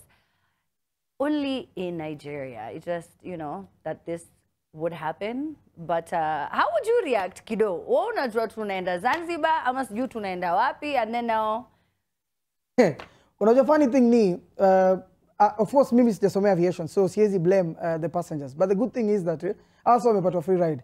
Assume ulikuwa unaenda maybe a wedding ama vacation ama unaenda interview, so ushafika hiyo place umechelewa, so kitu unaweza sema tu ni is that because wamewastia time of course. So mimi ningekuwa kwa hiyo kama mimi ningekuwa passenger ningeenda ni file a complaint ndio pale kotini na file yangu niseme nimewachwa. Ilikuwa harusi yangu na sasa nimewachwa. But kuna makosa gani hujatoka Nigeria? Ndio kutoka Nigeria tunaona story. Ndio hujatoka Nigeria. First of all, mimi naona kumekuwa na hiccups mob hapa hivi. The pilot is actually just following instructions. They of course given schedule. So he was just following rules as assigned. So it's simple to say that if you're given a plane and you're told fly from destination A to destination B, so long as it's in your schedule, you do exactly that. Because there's no pilot who just wake up and decide, you know what, I'm going to land in this other place that's not the assigned destination. So hapo hivyo sioni kimakosa sana sana kama pilot wako na makosa, but of course the compensation is what I'm pretty much looking at. So how are these passengers going to be compensated? For example, Kido amesema ulikuwa unaenda interview mahali ukajikuta umechelewa. How will they make sure that you get to reach your destination on time? And of course, how else will they make sure that you don't complain more? But it also shows that there is some level of incompetency for the airline that was actually in charge of this. Because how then do you make such a blunder? And as much as human is to error, I believe that there is technology to actually help us get to know, okay, Abuja this time, Asaba this time, maybe Lagos that time. And it's something that I have not experienced in my lifetime, but here we are, living in the 21st century. At least tumeona kitu yenye ni unique, in as much as maybe ni with the watu, but at least it's something that's happening when we are live. And the fact that they made the announcement, sorry, they made the announcement. Yes, Kido? I was saying, Brian, wacha your story. Unajua, tumezoea kuona hizi story kwa bus station. Mtu alikuwa anaenda Kitale, kaongeza gari ya kwenda Nakuru. Mtu alikuwa anatoka Kitale akajipata ameenda Kisumu. Kwa ndege pia na hapa ni kitu kama hii. Imagine wewe mimi na mtu umesoma kuna degree wewe professor, uko na passport. Please. Wacha niambie ndege. Makosa ufanyika. Hapana. Ati ulikuwa unaenda LD ujipate Mombasa, asali stop. Kwa hujaenda kuona mpoa wako, ukafika Nakuru ukadecide wacha nione mpoa wa Nakuru. So nataka sasa. Alafu safari kaishia hapo, ukaoa Nakuru, wa Mombasa anashangaa kwani Kido afiki bada. Kitu kwa Africa. So I want you to explain it to me as your girlfriend or your wife. Ati so you were going to Eldoret, okay, babe. And then you found yourself in Mombasa. That story, the math is not mathing. The math is just simply not mathing. But anyway, the time that did you remember seeing a story where this man just went and stole a plane in Nigeria? Yeah. You saw it? Yes. So again, I can't put anything past them. How does someone, I want you to imagine it here at JKIA, how do you go make your way through all of those different security checks, all the way until you fly a plane? Yes. Nah, it can't happen here. But tell me what your thoughts also are. Another crazy incidents about airports, now that we're talking about planes. Kuna mtu alishaiuza nini airport yao, international airport. Hapo umeenda pale eBay unapata airport yenyu inauzwa, my friends. So I don't know how they did that, but it was in DRC Congo. Another incident that like that was actually in Cameroon. Why are you not talking about our airport? No? Karibu ni mentioned that kulikuwa na mvua ilinyesha kwa airport yetu ikaingia ndani. Wachana na mvua kunyesha. No, airport yetu kwani iliuzwa? Kamlesh Patni, you didn't watch him talking about the airport. But the airport yetu inakuwa na mambo mingi sana. Umeona story ya KICC hapo social media? Umeona hiyo pia? Wewe utainunua. Airport amina kidogo uambie uwezi kubodi hapo JKIA utaenda wapi? We have to take a break. But tell me what you would do. Tell me what you would do. And of course, your 2 cents on both stories that we've talked about. We have more to discuss. And that's coming up after the break. Don't go anywhere.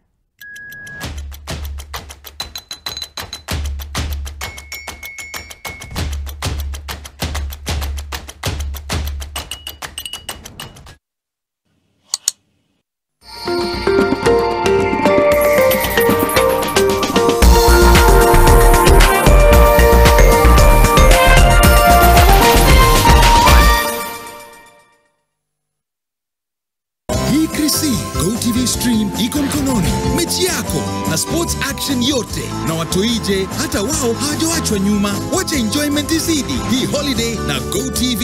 GoTV Stream available from 1st December for all active customers. At Stanbic Kenya, we believe in your financial potential. and we are here to help you reach new heights. Enjoy an attractive interest rate of up to 14% per annum on your savings. Make the most of this exclusive offer today and let your money thrive. For more details, call us today or visit a branch near you. Stanbic Bank.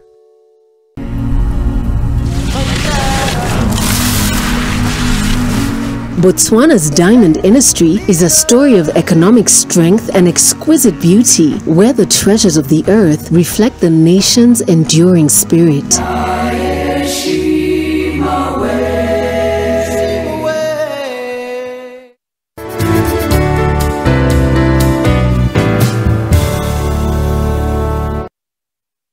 The Sport Essence is a light serum, quickly absorbed to clear dark marks. Rich moisturizing cream is a gel cream type that deeply hydrates and prevents dark marks. I highly recommend Melano CC for healthy and happy skin. Roto.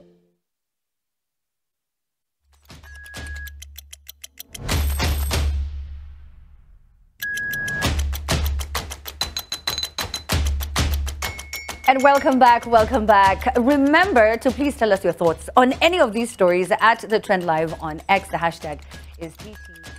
We're now joined by our third panelist, Mr. Victor Nyata. Victor, karibu. Asante sana. Now, you've come just in time as we talk about this historic moment. A 70-year-old Ugandan has become the oldest woman in Africa to give birth, with a hospital in the Ugandan capital of Kampala announcing the birth of twins, both of whom are healthy. Safina Namukwaya gave birth to a boy and a girl on Wednesday with a cesarean delivery. She told Uganda's television channel NTV that this was her second delivery in 3 years following the birth of a girl back in 2020. So Aseli and I don't know who we're talking with earlier this week, and then they asked me, number 2, anakuja lini? I have time. I have so much time, Aseli. Relax, relax. I feel like the most intrusive question would be, unaoa lini? Ama unapata mtoto wako next lini? Maybe you've been trying to get someone or trying to get a baby for the longest time. Hakuna mtu anakutaka. Mwenye unataka akutaki. It's in a song somewhere. But of course, with the 70-year-old, it's one unique case. We mostly are told that menopause you hit mapema and then you can't get babies beyond a certain age. But this Ugandan woman is actually should actually become a rapper. Why? Because I hear that the family members, kwa familia kina mzee walikuwa wanampiga pressure, wanasema wewe ni tasa, you can't get a baby and stuff like that. I think she's one of the biggest rappers in the world because she gave an video representation of what it means when you keep on talking bad about me. So she gave them twins. Yeah, I mean, touche. Yeah. Lastborns wako kwa shida. So if you've been treated well, oh, mimi ni lastborn, so it's time you know that things can change, eh? Yeah, things can change at any time. Exactly. So lastborns palimuko musijisifu sana. You know, your mother could be adding someone else to a second born, third born, and fourth born. At 69, at 70. Will this case be the story people tell people that you need to work in silence? So the grandma was working in silence. The grandma was working where? In silence. Haven't you noticed that we've been silent about this? As soon as you say working in silence, they go to Now wanaume hamdos bana. At 70 man. But what stories ajabu sijui kuna yapi ya kusema because sasa nao kwa base pale. Lakini hatujiona mtoto. What wako and they're healthy and they're twins at 70. So wow. Maybe it's hope for the people who are not, you know, are taking time to get married. Yeah. You know, wale wenye wanasemanga, hey, bado time, 50, hey, ngoja, mimi siolewi, 60 siolewi. Bado kijana mdogo. So people will say, 55. Initially watu walikuwa wanasema, hey, you know, ukifika, you know, menopause ina hit, you need to get married haraka. So there is hope. Wewe ka 70, kako kasafi, you're there. You still can get children. Ni ukweli kwa sababu you can work a career. Ladies, hakuna pressure. Wapiga career yako, retire 65, start your family at 70. Hii kitu imeshakuwa proven that iko tu sawa. Ama namna gani? So family members, acheni story mob. Wacha tutaoa at 71. Tuwe msichana mdogo wa 61, tupate mtoto 70. Shida iko hapo man. What shocks me is when I hear men who are like in their 50s, you know, still finding themselves. What are you finding at 50 that you could not find all those years ago? There's a lot to find. You know, discovering ourselves. You know what we like, what we want. That is the thing. You don't know what you like and what you don't like. Yeah. Kijana mdogo wa 50 unampiga pressure. Kwa nini upige kijana mdogo wa 50 pressure? What's wrong with you? Huyo ako 18. By the way, when you get at 50 years as a man, sasa ndio unaanza 18 sasa ndio unaingia ka 19 ka 20. So when you're at 70 thereabout, that is when sasa ako nika 40 as a man. Right now, I mean, if you go to clubs right now, today is Friday. Enda tu kwa clubs sahi. Utapata wazae 50 years old, 60 out there wanna dance. I'm sure you've seen, you know, the Dancing Chief, some of these guys who've been trending. You know, it's not like it's something new. If you go to these clubs, you're going to find these guys there dancing themselves out. Now, that's how we feel young. So, kwa mwanaume sisi bado 100 sasa ndio uko 50 pale. Waswahili wanasema life starts at 40. Yes. Amina? Yeah. Waswahili wanasema life starts at 40, but naona sahi life starts at 70 because clearly now huyo madhe ameshock the world because now watu wanataka kusema mimi nitakuwa na excuse niambia kama ule alianza na 70. Mbona naharakisha? But now my concern will be Amina, how watu hii watakuwa very healthy. Watakuwa healthy. It's Uganda. First of all, it's Uganda. There's good food. Yeah. There is nutrition. It's a fully condition in Uganda. You don't just go there joking.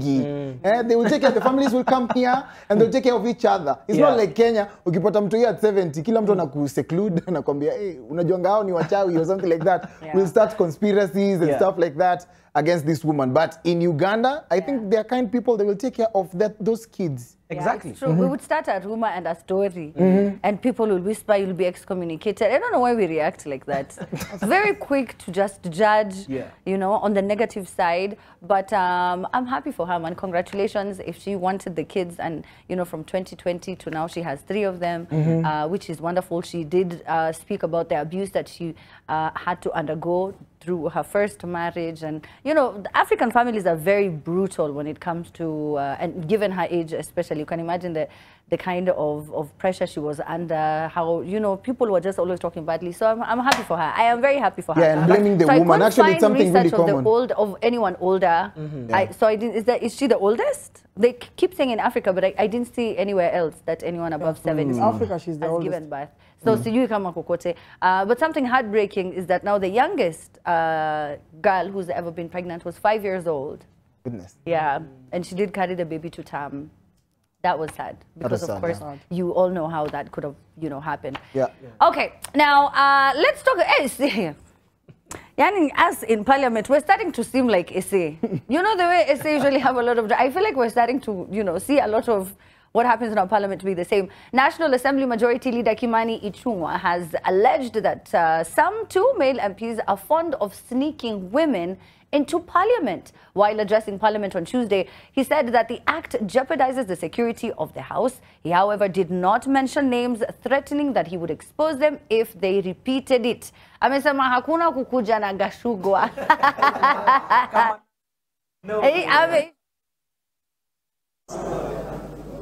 Who had invited female visitors to the members' bar.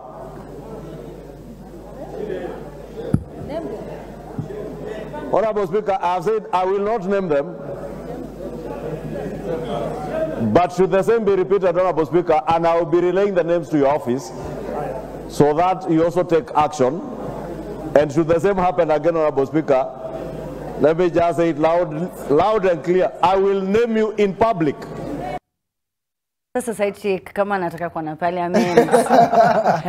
Actually, this is a classic example of, you know, when we were kids, uko na ball, wende uko na ball. So mkicheza mkifunga unabeba ball yako. Kwanza ball gun. Ball football. Si yenye watu wanapeana hapa. Sijali sio hiyo. So like you don't know, you know, I remember there's a friend of mine tulienda naye sherehe pahali. So then everybody came with a girlfriend except him. So this guy was bringing a radio, woofer, you know, hiyo ndio sasa ngoma, hiyo ndio ngoma tunategemea. So upon realizing that, hapa hivi mimi ndio sina dem, alisema, nyinyi hamwezi jibamba, alizima radio akaenda nayo. So probably this is the classic example of that kind of scenario. So mshameshua anazima radio, You know, like, nyinyi mbona nyinyi mko na managu mimi sina. Mnajibamba sana. Ni wasupu hapana, no. But I'm just imagining only for members, please. Yeah. I mean, I'm just looking at a situation whereby ni MP fulani tu kwa hivyo na side chick wake anamwambia, babe, na vile tunapendana, nataka nikupeleke trip pale parliament ili tukaweza kuona vile watu wanaongea huko ndani, si ndio? I'm just looking at the situation like what happened so that you actually lure your girlfriend and take them to the parliament. I don't know what would actually happen for you to actually lure someone, but of course Ishungwa ni kama wale maprefect wale watiaji. I'm sorry, that's how it feels. And then it sounds like nitawapeleka kwa mwalimu. Last warning. It's like last warning. Was I the only one who felt as though this could have also just been an email? Yeah. No? No, it could have been an email. And discuss how we can mitigate, floods across the country. I don't know. Yeah, but what captured my attention is the speaker's body language. Ni kama kwani sasa ndio umekuja bunge leo. Ujui maneno inakuanga hapa. Weta was just like, okay, can we go to another point all together because girls have been coming to parliament. Wewe ni kama ujui maneno. It's like something like that, yeah. Imekuwa happen. Ama labda, maybe I see Aseli with someone that I maybe spoke to, and I'm like, Aseli, umemleta hapa? No, cannot happen. Kido? Me what I'll say is that kwanza Ichunga ametuwastia time. Hiyo clip yote tumeona hapo ni for me ametuwastia time kama Mkenya because angetable kitu ya maana sana. Imagine all house wanakusikiza unasema story ya utiaji kusinichiana. Yeye kama anataka kuleta mtu wake amlete. Na wale ambao wameleta watu wao, see they know the rules and protocols. So mimi niite best yangu akuja kunywa juice kwa bash, jajali kwa bash, ni maribu bash. But he did make some fair points though. Yeah. I mean, if it is where they need to it was unnecessary on the table. No, but unasikia in his defense by the way alikuwa anasema this is an area where MPs come to lobby. Unajua sasa ile maybe we have the National Dialogue Committee may come up na hiyo report yao most recently on Saturday, and they're coming up with very serious issues, and this is a point where maybe you're from Kenya Kwanza, you might actually decide, you know what, wacha niende kido nimwambie mimi ni wa Kenya Kwanza ndio, but kuna zile talking points. Lakini mimi nakuja na kupata huko talking points na hizi talking points haziwezi kuwa because there is nothing to take home. Wewe uko na kitu kupeleka nyumbani, mimi sina. Mimi tu niko na points, wewe uko na watu. So it's just I think in his defense ni poa kama ni spaces zenye ziko particularly for our parliamentarians, then we should have space where they just can sit and lobby for in such spaces. Yeah, maybe he mentioned that he doesn't take any hard stuff, doesn't take any liquor. Maybe that day tu kuna kakitu kalikuwa kanamwambia kashot, uenda pale upige kashot kako. Akajiambia kumbe hapa kuna watu kuna watu wananiona, so something like that, you never know. It makes sense though. I think it makes sense when tuko job, I'm here to work. Maybe like, Brian has said, you want to discuss something. Maybe I want to present a bill. I want to hear your thoughts about it. I don't know. There could be other things we're talking about, and where I will be uncomfortable when someone else is there that I don't know, a stranger. Now I have to maybe people just get so uncomfortable, especially when you're an honorable member. I can imagine you would feel as though someone is invading your space. This is supposed to be a private place reserved only for members, and now akina Kido wamekuja hapa wameleta Slay Queen, sasa imechange. Wako bash, wako bash. Anyway, so tell us what you think about it. Do you think it was unnecessary to discuss it? Do you think he made some fair points? The hashtag is TTTT at The Trend Live is our handle on X. We're taking a quick break. We'll be right back.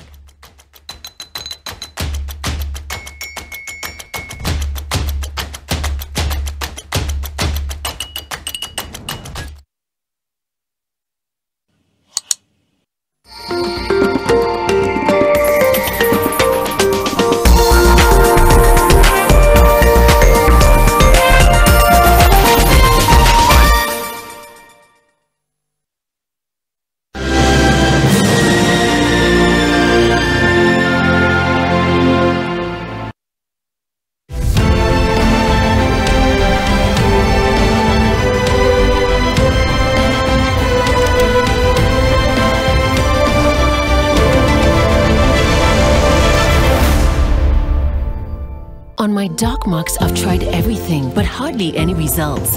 Nivea Luna 630 works from day one. With visible results in just 2 weeks, you'll see the difference or get your money back. The results speak for themselves. Join the 1 million women already using the #1 Lumina 630 from Nivea.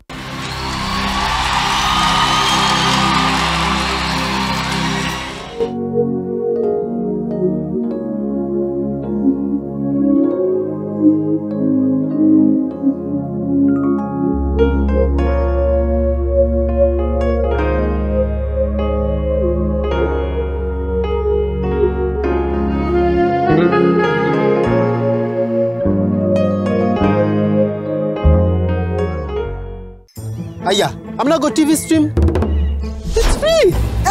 Hii Krisi, Go TV stream iko mkononi na ni free.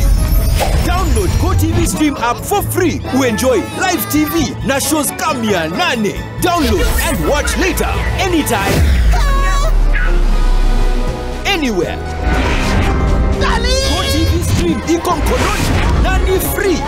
Available to active subscribers from 1st December. Go TV. Love it. This is NTV.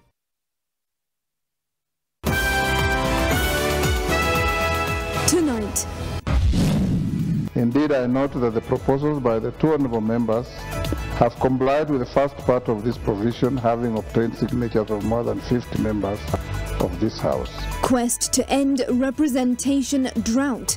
National Assembly to consider a proposal to have IEBC Secretariat conduct by-elections. Also tonight, floods death toll climbs to 142. The torrents claim 22 lives in the last 48 hours. Plus, yani iwe sio mtu ambaye hana budi ndio anakuja hospitali za umma, bali iwe ni kuja kwa kupenda kwa sababu ya huduma, na si huduma tu, ni huduma bora. Lamu Archipelago health status. A case of turning the tide for the better. NTV on the road tonight. And we've realized where also the management of HIV is transmission to mother to child is not keenly forward, is either faith-based and some private facilities. The 2027 HIV/AIDS target. Resolve to end mother-to-child transmission. Stigma and new infections burden notwithstanding.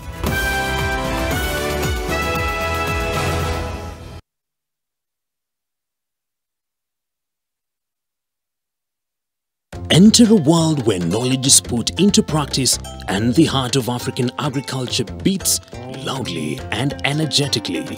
Welcome to Kikao, a revolutionary talk show that is changing how people think and look at agriculture in Africa. This is the particular variety that is suitable. We will seek to demystify GMOs. Kikao is a platform where African agriculture takes center stage. Seeds, just which is which. From seasoned farmers to thought leaders, they direct us toward a future in which livelihoods thrive and nations prosper. It became possible to move genes from unrelated organisms. Kikao, every Wednesdays at 7:30 p.m. only on NTV. They fired 9 bullets into the car. These shots were not fired targeting any other person but targeting Assad. Could this shot have gone through a casket? I doubt. The residues would be blocked. What the forensic examiner is saying is that 2 rounds were placed by a very experienced marksman into a moving vehicle going up and down. That doesn't seem to make much sense. It's the government that has got responsibility to do investigations.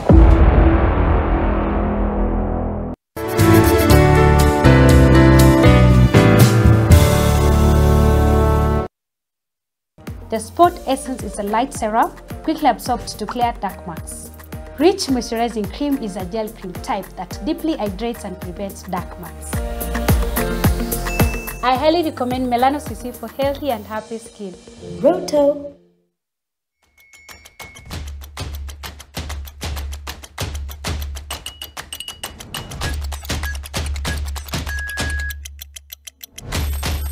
And welcome back. We are about to read some of your tweets that you've been sending in on X at The Trend Live is our handle. Who do we start with? Victor, Kido? Kido? Yes, Stan called Kamwati anasema nasikia we are in a different destination than intended. Nasherehekea that small win. A win is a win. Because labda singewahi enda hii ya 7. Now I have come, I've seen it. I'm like, okay, let me go back to Abuja. Victor? Yeah, I think hapa internet kidogo imekataa. Sijui kama ni bundles zangu, so kama mnaweza nichangia, ta appreciate sana, but I'm there. Hapo hivyo on the crackdown we on have the Wi-Fi you. Sa Victor sawa nimewasha hotspot. Connect niingia tu usiogope. Usiogope. Yeah. Watu ukwama kwa live. Wase ukwama kwa live. Lakini useme hivyo. Kila mtu upitia vitu moja. Useme tu simu imezima. Yeah, but of course, there is a response up by Calvin Queens anasema there are many politicians with scandals from here to Timbuktu, yet they're walking scot-free. Why can't the so-called EACC arrest the corrupt politicians in the same manner? And here all animals are not equal. And then he clicks like something like that. Yeah. NKT. Yeah. That's such a Kenyan thingy. Yeah. Yeah. Yeah, Badaba anasema mazejo nishashikwa na polisi and then told me that it's overtime, akaitisha 1000 nikamshow niko na 100 aka kijana akanishow unakaa mtu wa traffic hivi so akamwachilia. So one of the incidences that actually happened. Just add one more, Amina. Yes. Gili Kipkemoi anasema we are officially taking the life settlement bar at 70 years. Hiyo phrase ya life begins at 40 tumefunga hiyo ni mwaka. Saa hii ni kutafuta pesa, retirement, then boom, get your babies at 70. The math is mathing. The math is mathing. You retire fast. You retire fast, then you think of starting a family. Okay. So someone has a concern also, anaitwa Baba Watoto, at Baba Watoto, he's saying giving birth at 70 is a form of abuse to the child. Imagine starting school at the age of 7, unaletwa shule na your grandma akiwa 78 years old. By the time you are in high school, they are your ancestors. You know, there was a survey that was conducted, and kids do get embarrassed when their parents look a lot older than the parents of their classmates. They do get a bit embarrassed because the question of, oh, that's your grandfather or that's your grandmother, it comes in a lot. But I mean, I wanted the Chanel bags, I wanted to travel, so that's why your dad is 80. Let's enjoy his money. Yeah. You know, but they do complain about it. Yes, Taseli? Yeah, I had a friend like that in primary school, and of course every visiting day he would run away every time dad anakuja kumuona visiting day. But of course we liked it when the sisters and the moms came because they came from a large family. Those guys would come in a pickup, wakishuka, wanashuka na sufuria na kila kitu, they start cooking. I think that was the only part where this guy was like, but at the end of the day, my dad is really wealthy. Yeah, so, he's loaded. Yeah, money inasafisha. Shida ni baba yako akupati akiwa 70 alafu hamna kakiru. Oh, sasa unaniongelelea. Because my dad is 90. Yeah, is he? Yeah, he's 90. Wait, so you went through this? I went through this. Yeah, were you embarrassed at the time when you were, you know, 7, 8, 9, 10, 11? Yeah, there was that point where, you know, wase wanatembe ni visiting, you know, parents are pulling up, magari nini, then Buddha na kakoti kake na mkate boflo, anatembea huko na wisdom. Hata akuletee kitu. Yeah, you will feel that. Ni yeye tu na wisdom, akuletee kitu. Hakuna kitu kingine ajapula, you know, but you know, it's something that yeah, it happens. Sometimes you feel embarrassed, sometimes you feel like I wish my dad was a bit younger, maybe things would be different. Angekuwa na energy. Yes. Parents unafaa kurepresent mtoto wako shuleni. Dada na embarrass a good one. Hata uwezi nunulia baba yako smartphone. Kwa nini uwezi tumia? Wait. I see some other guys, you know, they send their parents WhatsApp voice notes, credit ikiwaishia. Mimi credit ikiniishia ni hivyo. Yeah. Even the people who are very close with their parents, like they party with their mothers or they go, I'm like, whoa. It's the best feeling, Amina, by the way. It is? You're going out with your mom or your dad? From experience. We are, but then there's the closeness that we have that is still with a lot of respect. Unajua, like now you can make some jokes, but then there's boundaries you can't cross. But I see other people, they have a very different, it's like your mom is your actual friend, you know, and you're 100% yourself around them. Si eti ile unaonyesha kidogo. Mimi mtoto wa pasta tumepiga kesha hii town. Na kudance kwa crusade. Kama sasa tunaangalia tu Christina Shusho, akishuka tu hivi, wapige collabo na Bahati Bukuku. Apige tu song mbili, tushavuka mwaka. So Christina Shusho has been trending for a better part of this week, with very many Kenyans asking for her to come and perform in Nairobi. Now, I didn't even know that, you know, the obsession was that deep, but it looks as though she has a huge fan base. She's going to be doing a show apparently with Churchill, I think, to welcome the new year. But she's a big deal, Victor. Yeah, she is. Mimi actually, Shusho shaped up my high school days. Shaped your...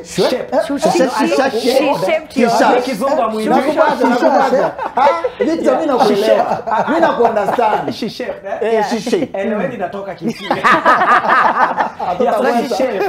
She shaped my high school days. Nipe macho nione. Actually, the reason why I want to go to that event, ni muone tu. Shusho ni muone tu. I just want to see her and that's it.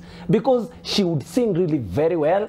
My mother and I would listen to her. Yeye alikuwa anatubariki. Apart from Pius Muiru, tukishikilia radio, you know, mesema tukishikilia, sindio? Tukishikilia radio, Saturday usiku, the morning tunaamka na Shusho with the songs and all that. And yeah, she's a vibe. I mean, she's you can tell that she still have a big fan base in Kenya. Yeah, I just don't know why when her songs start, they don't put that liner for another banger. Because this woman, since she started singing, my friend, like songs zake zote ni hits. Like if I start mentioning kutoka kwa wakuheshimiwa, another banger. Nashusha nyavu, bwana mkubwa, nashusha nyavu, another banger. Tukisonga hivyo, like she has hits over hits over hits. Of course, there's been two things that have been happening throughout the week. One is that there's claims that our first lady alikuwa amemwinvite and then she turned it down, and it actually brought in a little bit of bitter taste. I don't know how true that story is, but of course it's been on the tabloids.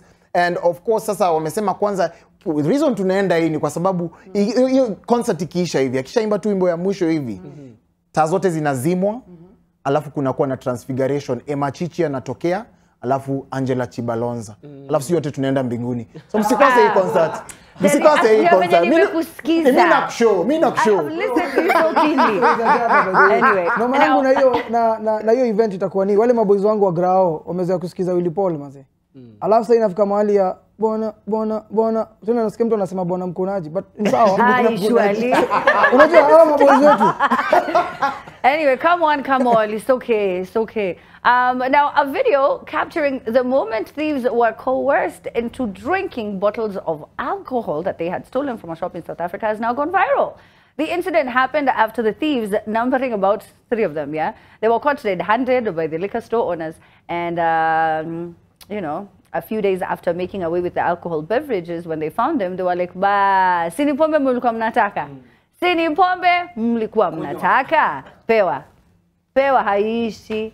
Which is, I mean, you know it's dangerous. Because that the guy in blue is done for. Is done for.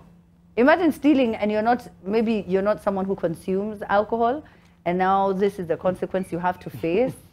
I don't know, is it a win or how does it work? Maybe for people who drink, they might tell us. They might enjoy it as much. I mean, just talk to us. Because hapa hivi ni SDA boy on the other hand. Hii saidi ingine ni mtu wetu anaenda Friday pale kusali. Mimi ni mtoto ya pastor. I mean, talk to us. No, it's okay. To advise too. So you can die. Okay, you can die. That's too much. And of course, they didn't give them a T11 bottle. They all simumeiba yote. Mtakapa. Let me tell you something. I mean, there are people who are actually wishing they were the ones who are caught. Now we have people in Kenya who drink like that. I actually saw. I'm telling you the truth. And they're not in danger. I saw a video online where a guy is taking, I think it was a spirit, na kunywa yote kabisa. So we have people in Kenya who actually drink like that. Wanajiambia si Kenya. Sasa shida ni Kenya, ukishika ukiiba ni viboko. Let's try that. Mtu akunywa lewe. By the way, I'm sure our say waliamka like 5 days later. 5 days later, because that agi must be crazy. Yeah. I think some punishments you get to learn a lesson. Kama hii niko sure kuna watu wata give up on alcohol forever or give up on that trait that they have, which is stealing. Because kuna vitu zingine hata siza kupelekwa kotini. Umeiba pombe, umeshikwa, kunyweni. Baba kunywa mpaka sasa ile itakutoshea. It reminds me of when I was in high school, there were 2 guys who were fighting over food, and our principal was like, gave them a boiler. Unajuanga ile boiler ina feed 1,000 people. There were just 2 people. Vincent sijui mnaendeleaje kimaisha. I remember his name. Vini mko sawa. Because they had to feed throughout the day. So they went through the same thing. But of course it speaks into a moment in time. Kuna kitu inaitwa aluta, which is also pretty much an imitation of the same. In that watu wanakunywa day in day out, and of course Karen Nyamu, who's a nominated senator, alikuja akasema it's quite a big problem right now, especially in this nation, whereby we have young people drinking. Ikifika masaa ya asubuhi unapewa supu yako, unaweka pilipili, unaamka, unaenda unaoga, ukirudi unaendelea. So it's non-stop taking of alcohol for 2-3 days into the weekend. Yeah. Aluta. Yes. Let me try to understand this. I was saying now what will happen to their health, because I believe ni kama umepatiwa kapancha kadogo hivi. So in the next few weeks kama hawatapona toka story ingine, of course it's a danger to their health. No, but he's wondering, do you get to sue them back because you know, yes, you are punishing me, but they have the danger is very real. You can have health problems because of the copious amount that, you know, clearly they will have have drunk. So ni mob sana. So your of course your liver can't handle, your body cannot handle. It's too much. Yes. So can they come back and sue Victor and Aseli and say you people usinitaje Amina. Sasa Amina Victor ni mtu wa dini, soft drinks. Mtu wa dini, soft drinks. The fact that na soft life. Yeah. Soft drink na soft life peke yake. Okay. Okay. All right, that's fine. There was a viral video of these beautiful Akorino women and men who were twerking and dancing. You saw that video? Did you see it? Yes. You saw it? Yeah. Why? I mean, they apologized though. Hiyo ni video yenye mwanaume hizi kosa kuiona. Oh. Even you don't spare anybody. It's working. It's working. It was for research purposes. So they apologized, but I don't see why they apologized. Is it because they were in? I mean, you can't do some things dressed like that? I think so. Okay. I think so. You know, when we are the Akorino community, so to speak, they are very reserved, and kuna vile wanakuanga na upendo sana, like they wako na umoja noma sana. Umoja noma sana. So I think that they were in a club also that sparked the, you know, the outcry that we saw. Wako kwa club, you know, si eti ni wako kwa nyumba wakajipata wanajibamba na ngoma or anything. They were actually in a club. So I think they were told like hapo mumenda sana, hapo mumesukuma zaidi. Yeah. Do you blame the DJ? The DJ? What does the DJ have to do with anything? Someone has to be blamed, I mean. Because hiyo muziki anaweza kama hiyo muziki ya kutoa sasa tena unapata mtu utadansaje, unajua kwa zile dance moves za church na kuna zile za Anyway, listen, bashili bamba. Bashili ilishika. Hiyo nayo sizo danganya. How many Christmas ilifika by the way? I saw the footage iko tu sawa. And that time of course you told your folks you were somewhere else. So I can just imagine the video being played unaulizwa ulikuwa wapi hapa? Ulikuwa wapi? Anyway, thank you so much for coming through, Victor. Thank you. Takubaya data to say usijali. Takubaya to say. Thank you, Aseli. Thank you, Kido. Any final 1-second things? No? Yes? We're good? Maybe to plug myself, I am a radio host on The Morning Fix with Mariam and of course Aseli. We'd like you to support us as much as you can. We'd like to be the best show in Africa, and that's the goal really. We are just really trying to rise up right there. So if you're out there, make sure that you get to listen to great music from Monday 6 till 10 a.m. That's all I request people to do. Fantastic. No. Please do. Of course, it's family, it's nation. Okay, so that's Victor. What was the plug ufanye hapa? Naambia tu akisi, please msiningoje, sijaomoka bado. You guys might think that niko kwa TV hivi. Okay, we gotta go now. We're out of time. Thank you so much for watching. I know Kido also wants to plug in. Follow them online. My name is Amina Abdirabad. Time now for the news. Good evening. Catch you at 10 p.m. with Sophia and Zhao and other guests. So.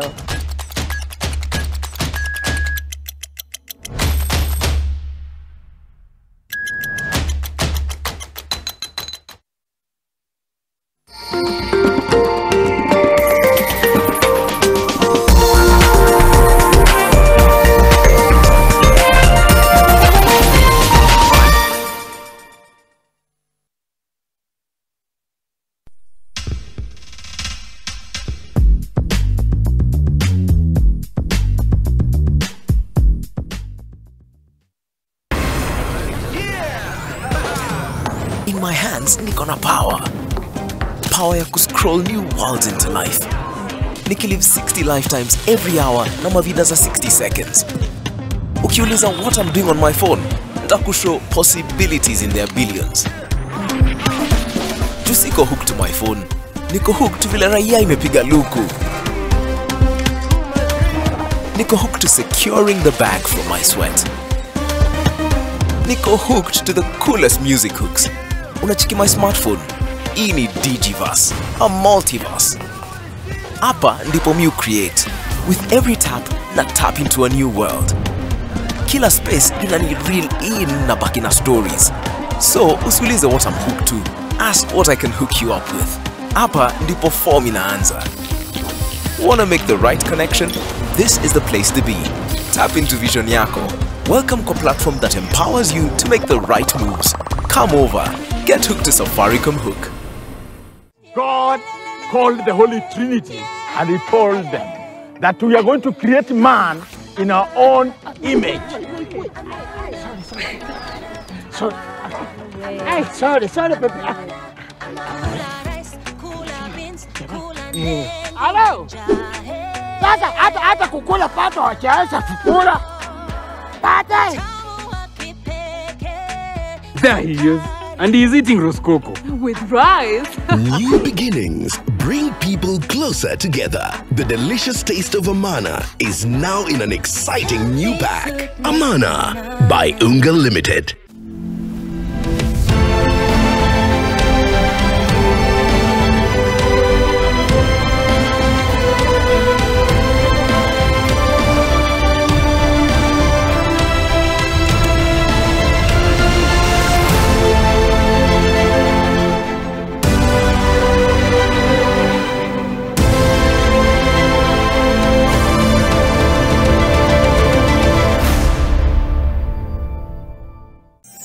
Unwrap Greasy with Dill's Kibao from Carrefour. Shikarina vegetable oil at only $9.85. Daima UHT milk at 40 shillings. Fresh boneless chicken breast at $6.99. Now red grapes at only $3.39 shillings. Unwrap Greasy with Dill's Kibao from Carrefour. In my hands, niko na power. Power ya kuscroll new worlds into life. Nikilive 60 lifetimes every hour na mavida za 60 seconds. Ukiuliza what I'm doing on my phone, nitakushow possibilities in their billions. Siko hooked to my phone, niko hooked to vile raia imepiga luku. Niko hooked to securing the bag from my sweat. Niko hooked to the coolest music hooks. Unachiki my smartphone, hii ni Digiverse, a multiverse. Hapa ndipo you create. With every tap, na tap into a new world. Kila space inani reel in na baki na stories. So usiulize what I'm hooked to, ask what I can hook you up with. Hapa ndipo form inaanza. Wanna make the right connection?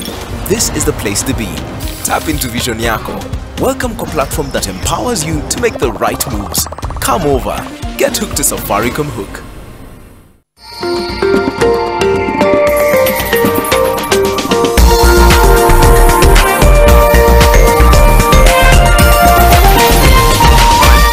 This is NTV.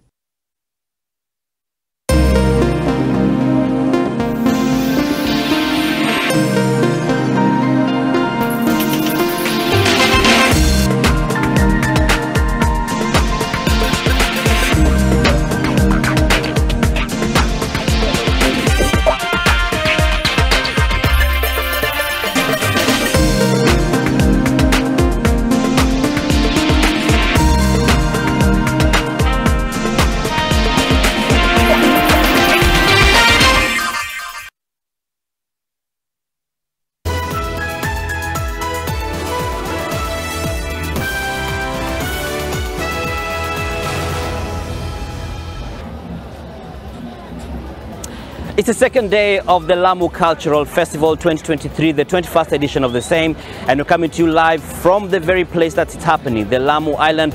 And this is county number 005. NTV is on the road, by the ocean, and on your screens, in your homes, and wherever you're watching us from. And we have a lot in store for you on this broadcast, and that includes some of the highlights from today's event and other insights about the county of Lamu. This county stories cannot be told in one broadcast, in one edition, and so we keep going with it. But before we get into that and other things, I hand you over to Nairobi, where Smriti Vidyathi is standing by to kick off the bulletin. Dan Mwangi coming to us live from the county of Lamu. More from you shortly in this broadcast. We're also live from the Nation Centre. These are the top stories. Indeed, I note that the proposals by the two honourable members have complied with the first part of this provision, having obtained signatures of more than 50 members of this House. Quest to end representation drought. National Assembly to consider a proposal to have IEBC Secretariat conduct by-elections. Also tonight, floods death toll climbs to 142. The torrents claim 22 lives in the last 48 hours. Plus, yani iwe sio mtu ambaye hana budi ndio anakuja hospitali za umma, bali iwe ni kuja kwa kupenda kwa sababu ya huduma, na si huduma tu, ni huduma bora. Lamu Archipelago health status. A case of turning the tide for the better. NTV on the road tonight. And we've realized where also the management of HIV is transmission to mother to child is not keenly forward, is either faith-based and some private facilities. The 2027 HIV/AIDS target. Resolve to end mother-to-child transmission. Stigma and new infections burden notwithstanding.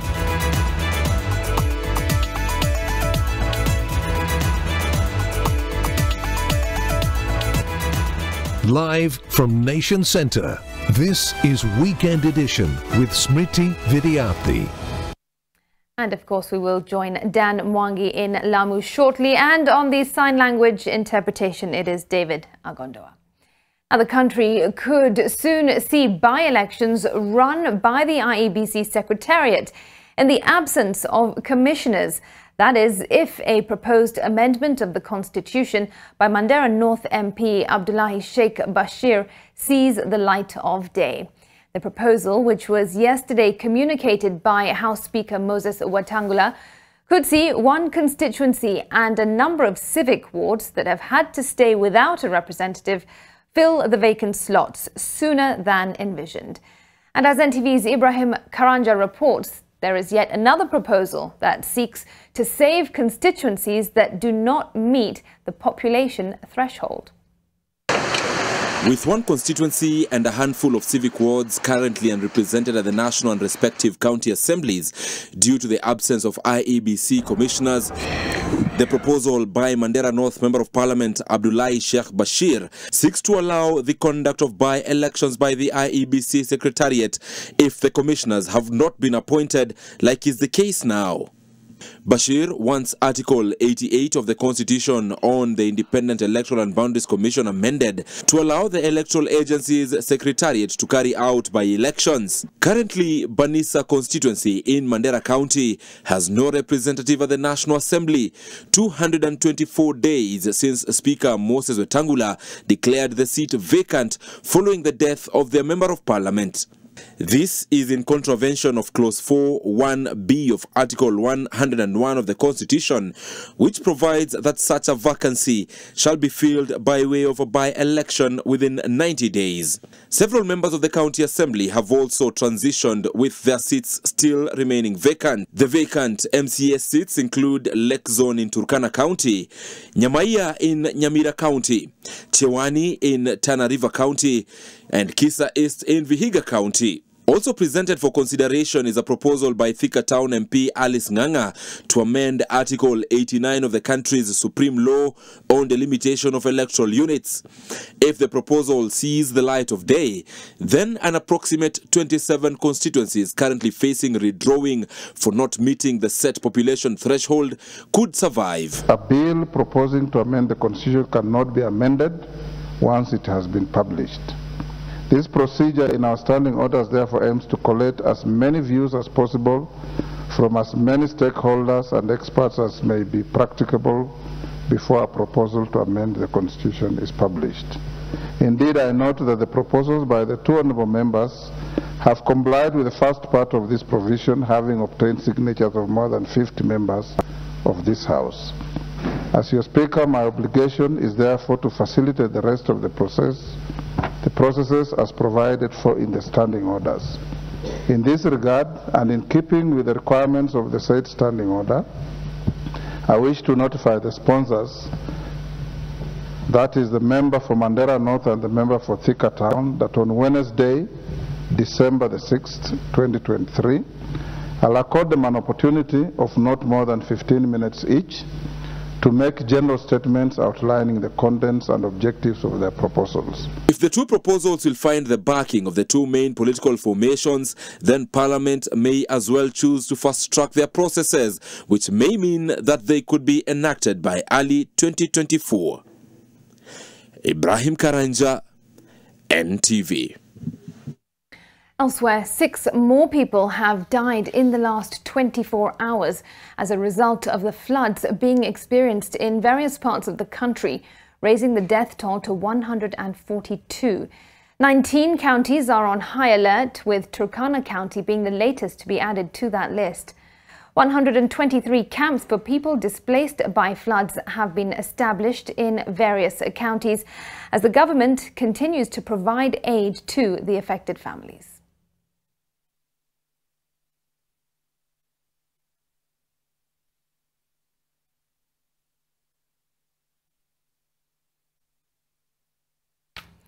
Now, after spending more than 6 months in remand since his arrest in April 2023 in connection to the Shakahola deaths, former preacher Paul Mackenzie has been sentenced to 12 months in prison for operating a film business illegally. Mackenzie had been charged with 2 offences of being in possession of and distributing films to the public which had not been examined and classified by the Kenya Films Classification Board, contrary to Section 12 of the Films and Stage Plays Act, an offence he had been charged with previously in April 2019. He was also charged with operating a filming studio and producing films without a licence from the Kenya Films Classification Board, contrary to Section 4 of the Films and Stage Play Act. Mackenzie has 14 days to file an appeal.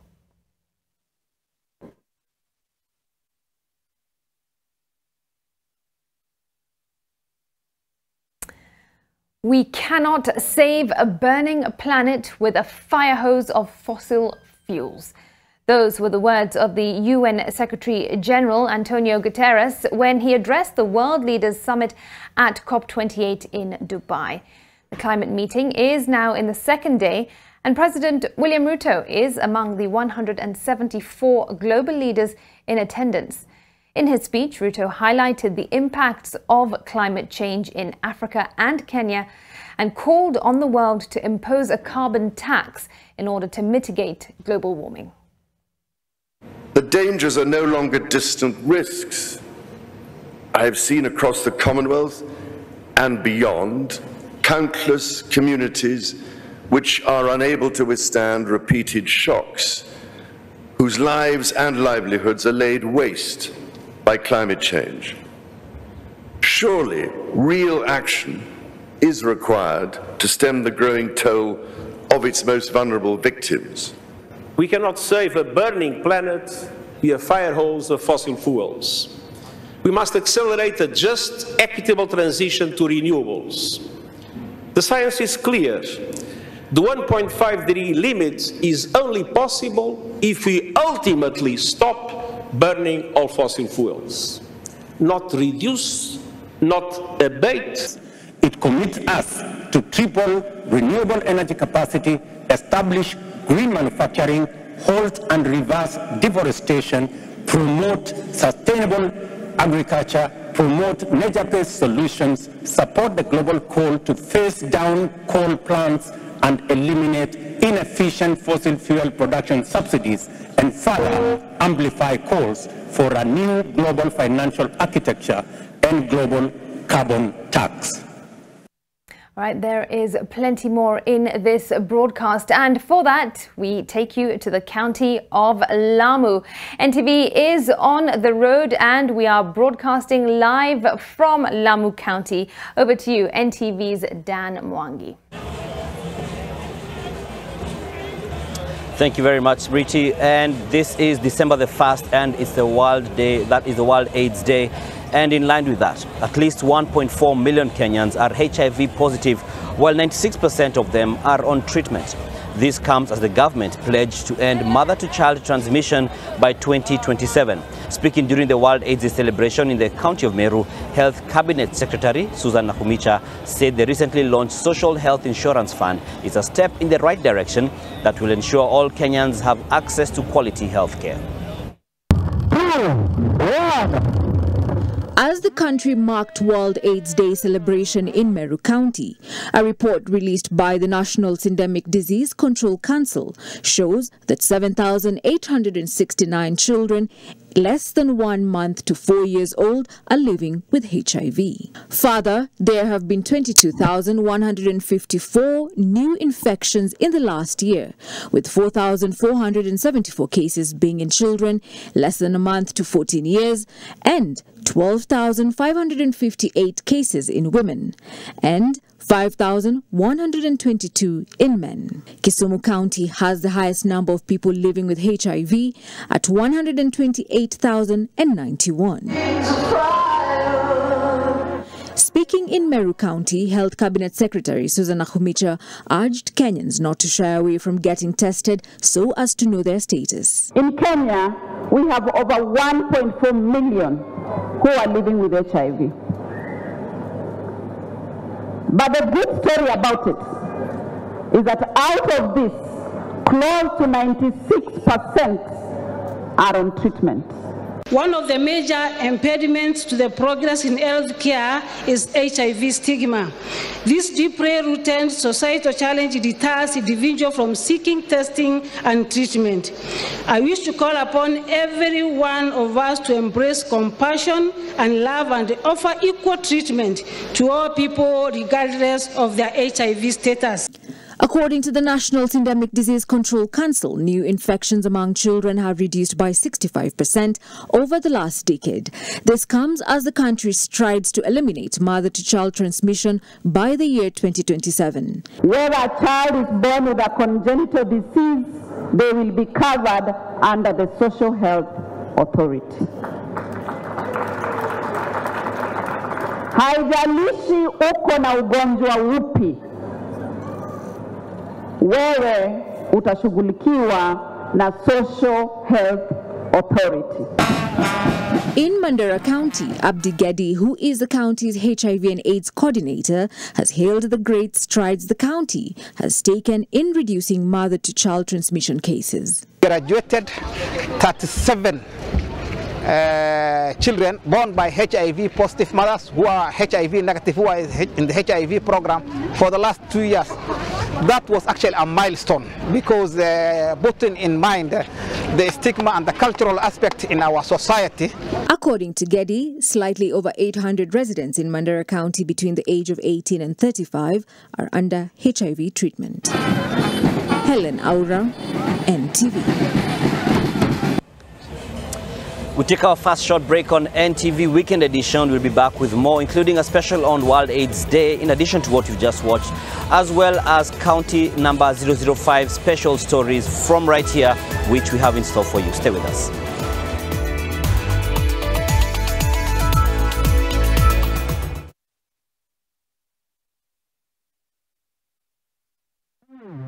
OneXBet presents the new 1000% Hyper Bonus. Take part in. Place your accumulators with OneXBet and boost your winnings by up to 1000%. Hyper Bonus, better than bonus.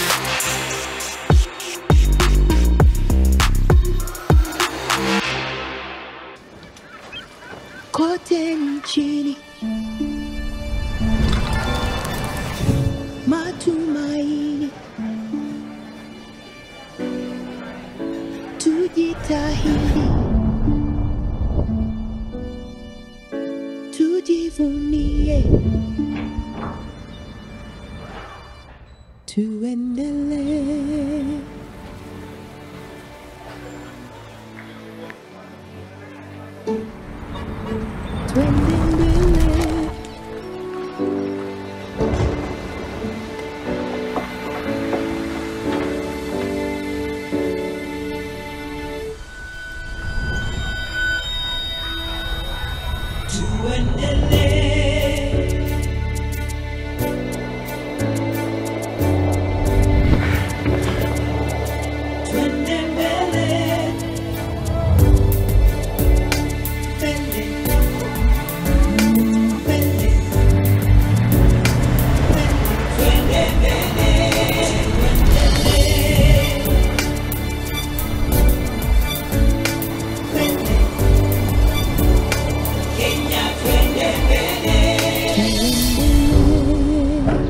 Kenya, twende mbele.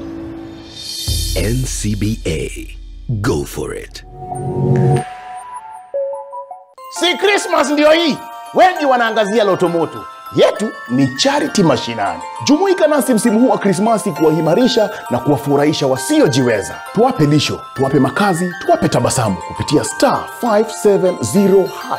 Zawadi za Kristi ni kem zinashinaniwa, ikiwa the grand prize ni jijenge na moti. Jipe gari ya gharama yako, mafuta ya gharama yako na suluhisho ya hustle yako. 25% ya mchezo huu inatengewa charity. Jijenge na moti, iwashe, iwake!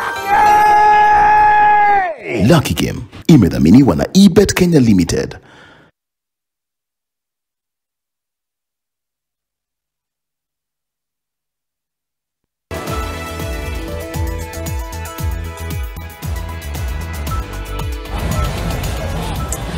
Welcome back to NTV Weekend Edition.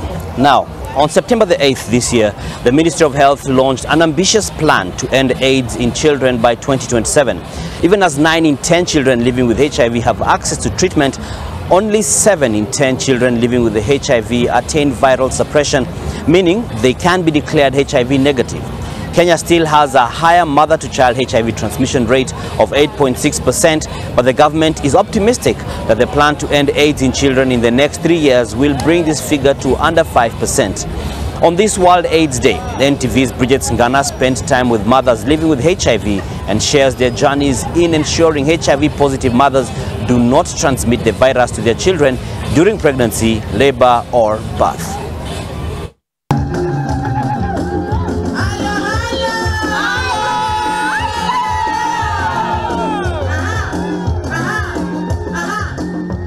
It's a month since the Ministry of Health launched the Kenya plan to end AIDS in children by 2027. And here at the Bondeni Dispensary in Nakuru, the County Health Department is launching its 100-day rapid response initiative on preventing mother-to-child HIV transmission. How do you feel when you've mentored a mother and they're living positively, and then when they deliver, you hear that their child has also turned out to be positive?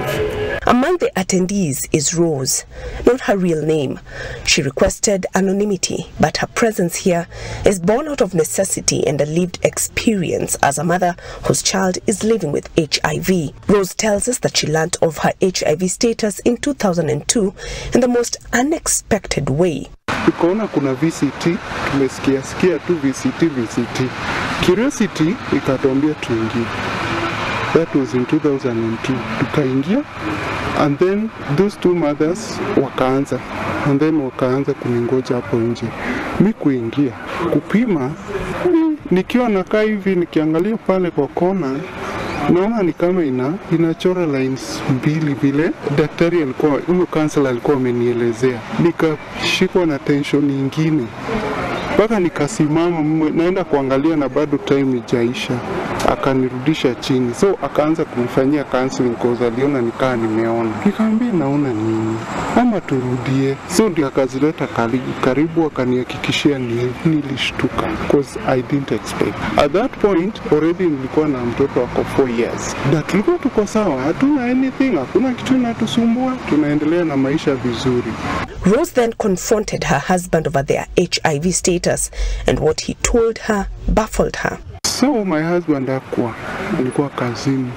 Alipofika, kwa sababu nilikuwa nimewahi mshika na cheating kadhaa, sasa alinikuta. Ile kelele alipata, matusi, yani stress yote nilimwagia, nilimtukana, nilimwambia kila kitu ambayo unaweza ambia mtu kwa hii dunia. Akakuja akaniambia hapana, hiyo test ulitestiwa ilikuwa free ama ulilipa? Nikamwambia ilikuwa free. Sasa wacha nikuambie, hizo za free zikuangi za ukweli. Kwa nini kuna ya free, kuna ya 500 na kuna ya 1000? Kumaanisha quality hazifanani. So hiyo ni uongo. Hata ukiangalia tuko tu sawa, afya tuko nayo. Imagine that is all I needed to hear. It wasn't until her husband was bedridden and admitted in hospital that Rose finally got the confirmation of her HIV status. So hapo ndio ikazidi, weight akalose, anaswetu usiku, ikabidi lazima aende usiku. Brother yake akakuja akamtoa kwa nyumba, akampeleka usiku. Kumpeleka ndio akapimiwa hapo. tukapimiwa hapo, so reality so ilidon wakati huo. But nothing broke her spirit than the confirmation that her child too had HIV. Unfortunately, after 2 weeks hakumake, he died. So mimi nilirudi Nakuru kwa mama yangu na mtoto wangu. Wakati alikuwa 8 years.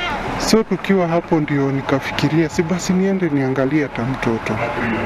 Tukaenda akiwa 8 years, hata afya yake ikuwa poa sana, nakula lakini ya group poa. Kufika huko, story ni hiyo hiyo, ako positive. That was in 2006. Nakwambia hiyo kitu ilini crash.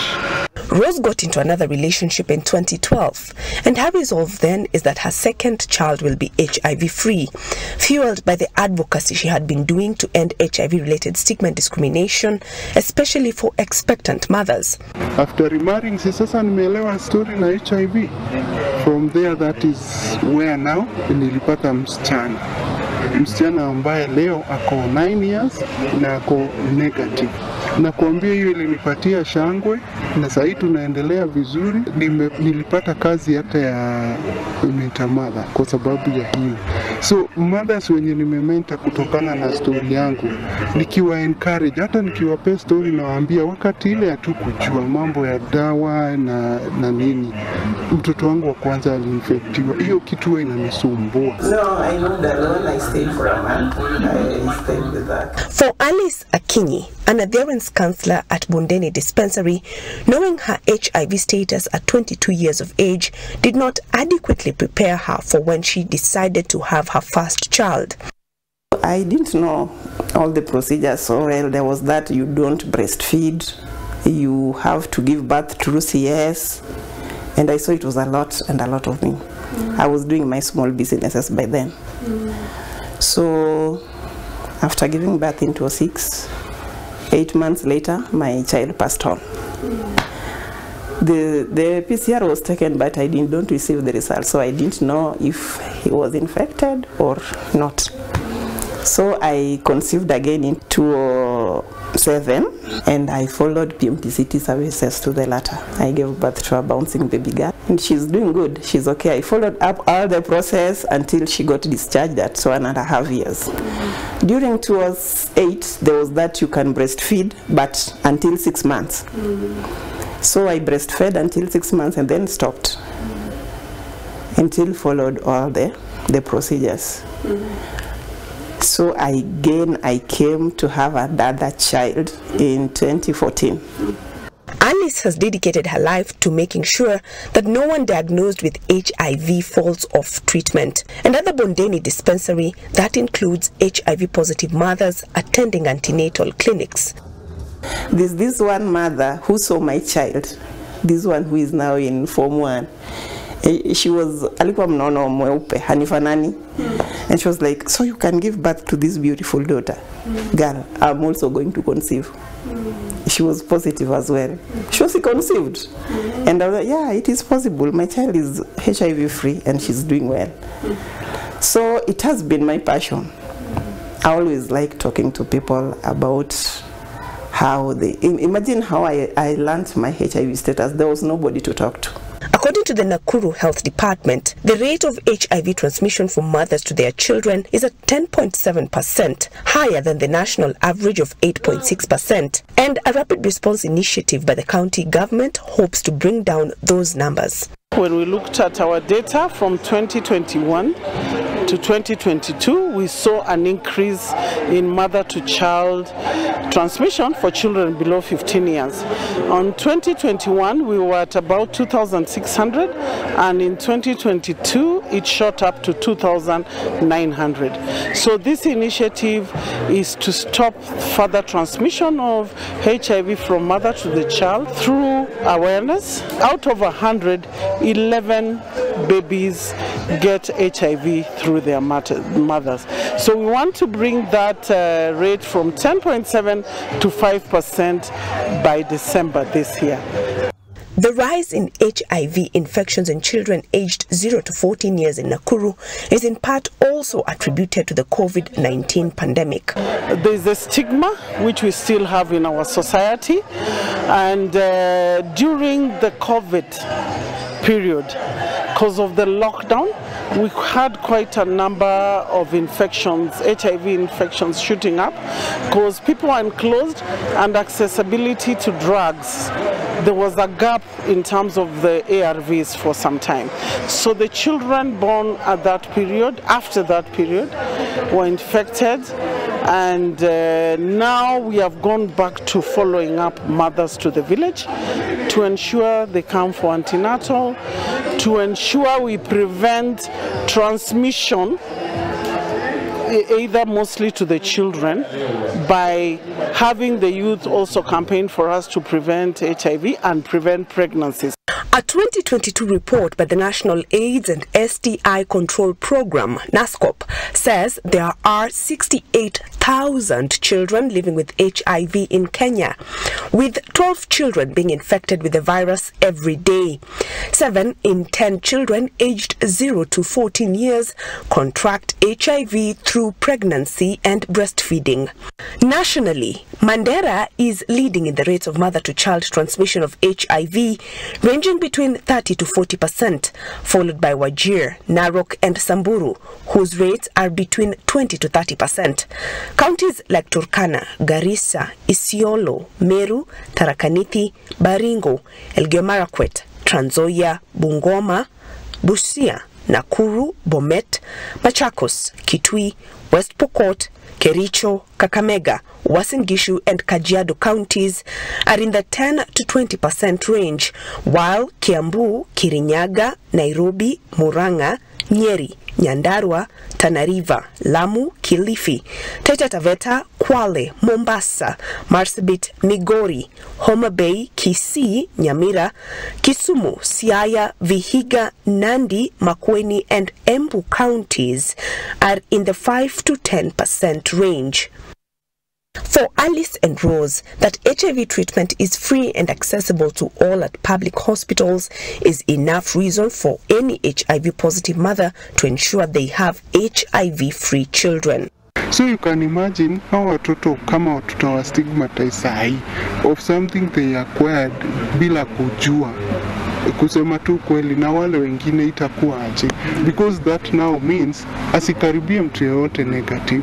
That is stigma. My workstation since 2006, I've been at the PMTCT, MCH clinic, talking about these mothers on how to let their children be HIV free. So the problem is some mothers, they come to the hospital, they pick drugs and then they don't take them. And others come late. You see, these teenagers, they are getting newly married. They were on care some time back. How are they going to express themselves to their new partners that, I'm HIV positive? That rejection. So they fear. So they don't take medication when they get newly married. So until they conceive, and if they conceive, they'll only come to the facility at later days, maybe at the 3rd trimester. So maybe others are now late. The virus has actually manifested a lot in the bloodstream. We've realized where also the management of HIV is transmission to mother to child is not keenly forward, is either faith-based and some private facilities, small facilities. So in this initiative, we've decided we'll bring them on board through supervision and advice. We go there, take our champions there, advise them on, find out what they're doing and find out how they can do it better. The next 3 years will see the country execute a feat that will need all hands on deck, including the 100,000 community health promoters, to implement the action plans towards ending HIV and AIDS in children. This year's World AIDS Day theme focusing on the importance of community-led responses to end HIV stigma, discrimination, and providing HIV prevention information. Bridget Ngana, NTV, Nakuru. Some inspirational stories there and a lot to think about, some good food for thought. Now let's come to the county of Lamu for a bit, and relocation of Lamu County headquarters from the island to the mainland side in Mokowe was aimed at decongesting the world's heritage town. Now, the increase in the population translates to higher demand in housing, employment, and even investments, and these cannot be sufficiently accommodated in the distinctly designed constructions put up hundreds of years ago. Here's Kevin Mutai with the plans both the county and the national governments are undertaking to expand the region to a vibrant economic hub. The aesthetic designs of some of the buildings in the Lamu archipelago date back more than 5 centuries, displaying the preservation of authentic Swahili settlements. This cultural heritage has attracted protection and preservation. Lamu ni mahali pazuri na kulingana na sheria tunataka kuhifadhi turathi za Lamu kwa mipangilio mbalimbali.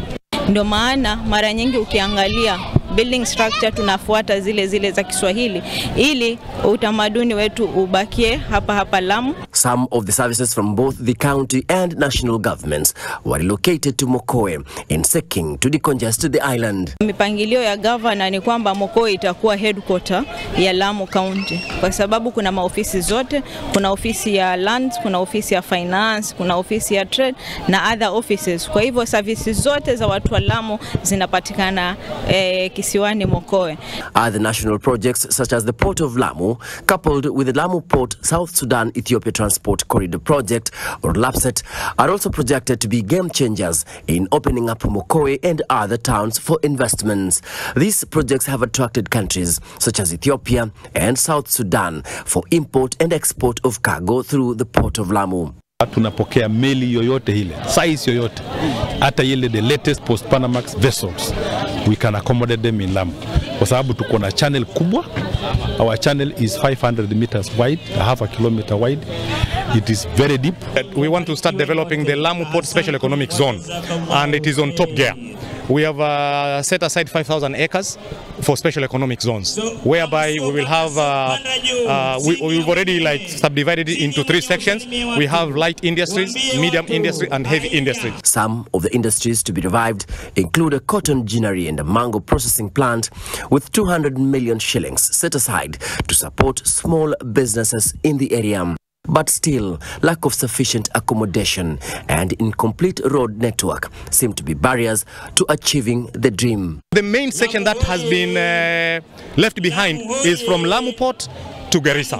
Once that section is tarmacked, then we will have a highway now from Lamu to Moyale one-stop border point. And from there now, we'll now be opening up now Ethiopia for Kenya. Tunahitaji manyumba. Hata sisi wenyewe, our staff, wanahitaji manyumba za kuishi. Juzi tumekuwa na ile meli ilikuja na chakula ya WFP. Kuna madereva walikuwa wengi sana, zaidi ya watu 500, 1000 walikuwa hapa, na kupata mahali ya kukaa hata chakula kwa mahoteli hazikuwa rahisi.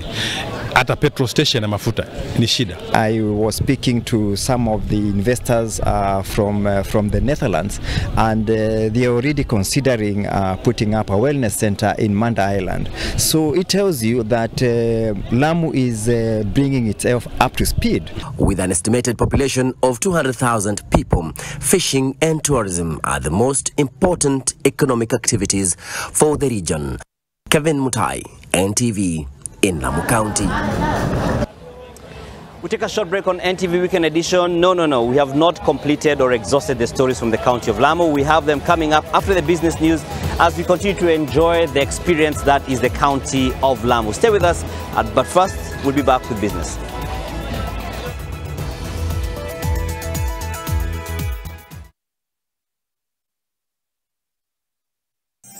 Unwrap Chrissy with Deals Kibao from Carrefour. Shikarina vegetable oil at only 9.85. Daima UHT milk at 40 shillings. Fresh boneless chicken breast at 6.99. Nut red grapes at only 3.39 shillings. Unwrap Chrissy with Deals Kibao from Carrefour. Chrissy ni time ya kusambaza furaha. Hii Christmas, pata deals na offers from Safaricom ili upate furaha ya kupiga stori za mwaka. Ni time ya kushare gifts na watu wako. Kama uko busy, kuna solutions za kuimarisha biashara yako na kupata deals za kutravel popote utakapo. Hii Chrissy ni time ya kushare upendo kote nchini. Watch out for Safaricom Santa coming to a town near you with Christmas surprises.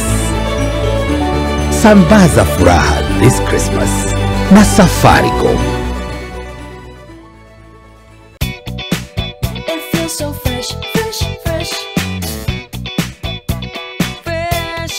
Always fresh. Nivea Fresh Deo. Now with new InfiniFresh technology. Antibacterial power with 48-hour protection and long-lasting freshness. Nivea Fresh Deo. Feel fresh in every moment. Unangoja nini? Msimu huu wa Krismasi kwenye star 570 hash kuna zawadi kem na pesa kibao. Ho ho ho! Wako pia ikiwa the grand prize ni Jijenge na Moti. Tunakupatia gari ya gharama yako, comfort check, class check, mafuta kidogo, iwashe iwake. License pia na driving school zimegharamiwa. Mbuzi pia ziko kibao. Kila 100 bob unaocheza nao kwenye Lucky Game inakupa 1 entry point ya kujishindia one of these motis. The more you play, the more you increase your chances za kujishindia. Increase zawadi zisikupite. Jijenge na Moti na star 570 hash and la la la la la la la la. Lucky Game imedhaminiwa na eBet Kenya Limited.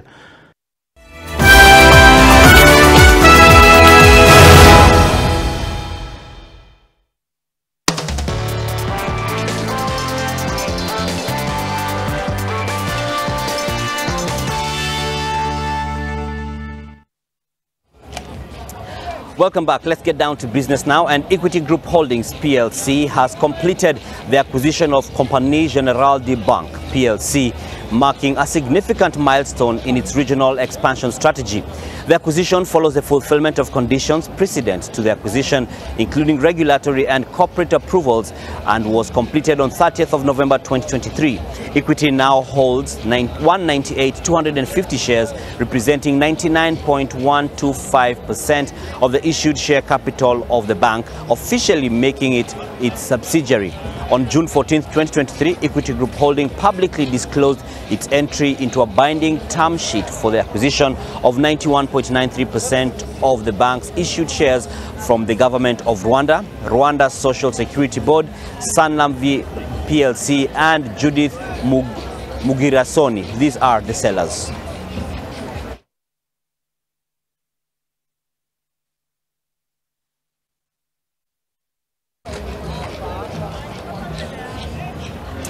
Kenya Railways Corporation has partnered with trucking firms to address a gap in the last-mile cargo connectivity, which had proved a major bottleneck for customers using its standard gauge railway freight service. In the new plan, all cargo can now be delivered to the doorstep of a client straight from the port of Mombasa, either through bill of landing (TBL) or merchant haulage, that's non-TBL, an extra cost which traders have been complaining of, thus shunning the use of rail. Roads and Transport Cabinet Secretary Kipchumba Murkomen said the move is one of the recommendations by stakeholders to increase the use of rail as a mode of transport.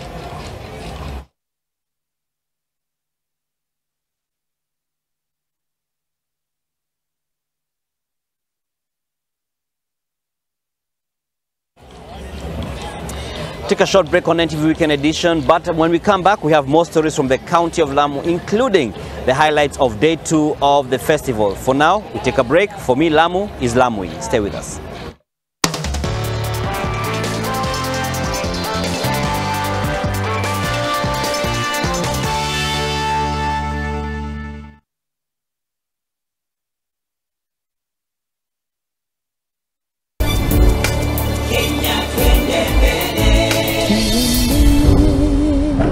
Kenya, twende mbele.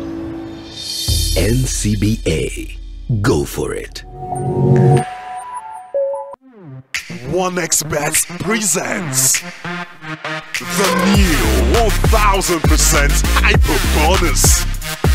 Take part in.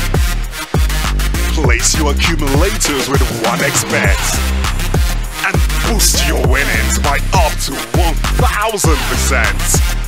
Hyper bonus, better than bonus.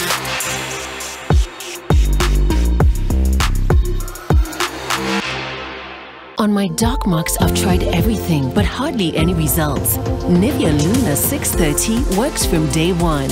With visible results in just 2 weeks, you'll see the difference or get your money back. The results speak for themselves. Join the 1 million women already using the #1 Lumina 630 from Nivea.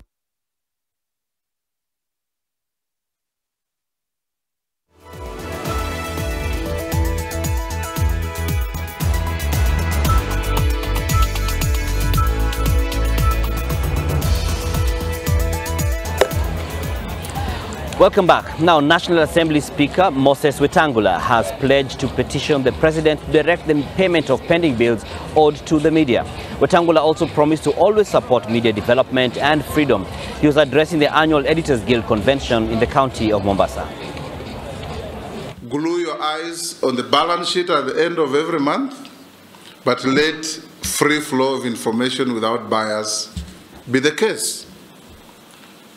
I have been told of one media house owned by friends of mine that is having problems. The economy is not doing well, I think we all know. And it's not just here, in many places. But as a country, we should not watch such an important media house to go down the gully. And I undertake to you to pass it on to the President to see whether an intervention can be made, because the collapse of a media house of that size has serious ramifications on the journalism of this country, on the media relations of this country, and above all, jobs will be lost. Azimio leader Raila Odinga has condemned the demolition of houses in Kakamega to pave way for the affordable housing program. Speaking during ODM grassroots ODM membership registration drive in Kakamega County, Raila said the demolitions are illegal, hence the reason the national government is conducting the exercise at night. He wondered why the national government has continued with the exercise even after the High Court declared the housing levy illegal. Kakamega Governor Fernandez Barasa said the land in question does not belong to the national government. President William Ruto commissioned the affordable housing project in Kakamega in Milimani Estate during his last visit there in the month of September.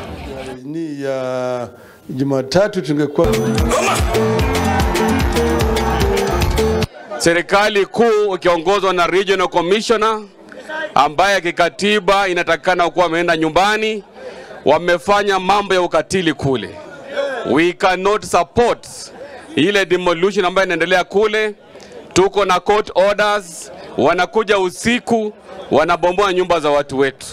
We condemn in the strongest terms possible this act of the national government destroying people's houses under the guise that they want to come up and put up what they call the affordable housing. Bishop Amala does not need a house. He already has a very, very luxurious residential house.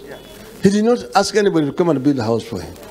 So this act must be condemned, and the government must compensate the people whose properties have been destroyed. Kenya Kwanza leaders have said they are ready to pass the National Dialogue Committee report as is.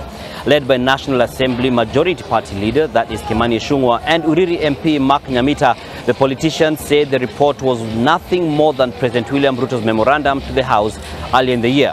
The opposition also agreed to pass the report, but wants some clauses subjected to a referendum. The outcome of the National Dialogue Committee on the issues that were put there are not any different. They are not any different, not even a comma, from what was presented in the memorandum when we got into Parliament from the President.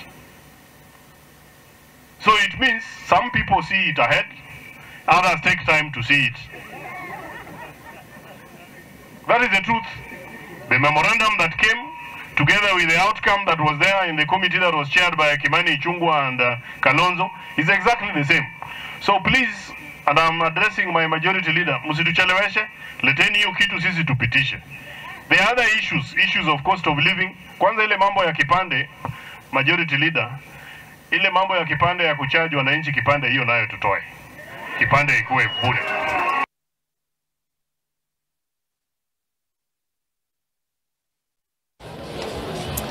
From the dhow races demanding the skill of harnessing the wind in the sails, to the dribbles, tackles and shots at the beach football, and on to the donkey back races, Day 2 of the Lamu Cultural Festival was an energy-filled engagement.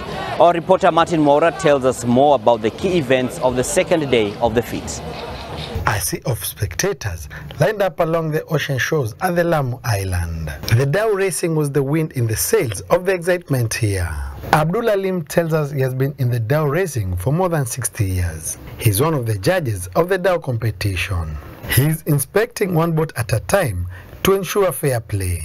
Inspection done, the county governor officially flags the 10 competitors. Tunasikia na wauliza kama wako na visu, mapanga. Sasa saa nyingine hizi madamu ni kamba, lazima kisu kiweko ndani. Lazima. Huwezi kumwambia mtu usibebe. Lakini ile naofia ni ile kuwa na mawe ndani. Wengine wanabeba mayai mabovu yale wenye itikadi za uchawi, huwa wanarushiana. Sasa vitu kama hizo ndo tunajaribu kuziepusha. It is evident that the game is very popular and competitive. Abdul tells us that people try all manner of methods to win. Kwa kuangalia kila kitu kiko sawa, mashindano yakianza tunawafuata nyuma kuona kila mtu anako sawa. Hakuna mambo kugongana, hakuna mambo matusi, hakuna kuharibiana safari. Ndio kazi yetu kama majaji. Victory in the competition not only sees the winner get some money, but the prestige of bragging rights throughout the year. Hii ni kama mara ya 7 au ya 8. Na nimewahi kushinda mara moja mara 3. Nishawahi kushinda mara moja mara 3. The dhow competition, among other competitions like triathlon and donkey races, have been growing strength to strength every year, providing a platform for empowering the locals. The beasts of burden are at it again, taking the whips and lashes as they all race for the finish line first. The donkey race is another key activity at the festival, with the main road turning into a racetrack. On another side of the island, at the Wioni beach, the beach soccer tournament final was happening. The energy was neither buried by the beach sand nor carried away by the ocean waters. It was present and added to the promise of the festival's agenda. We have not paid much attention to beach football, but that's why you hear my commitment that I want to do a proper beach football pitch here at Wioni. And as Lamu County, we want to set the pace for other counties in the coast to follow suit. Foreign visitors, we've seen visitors coming from as far as the US, UK, Turkey, Poland, Germany, Netherlands, and that tells you, by the way, including Asia, where Asia we're talking about India and China, and these are people who have come to Lamu specifically because they are looking for what else does Kenya has to offer. Martin Mora, NTV, Lamu County. Now still in Lamu, one of the significant milestones achieved by the county government of Lamu is the installation of a proper healthcare infrastructure which addresses health concerns of the people in the historical county.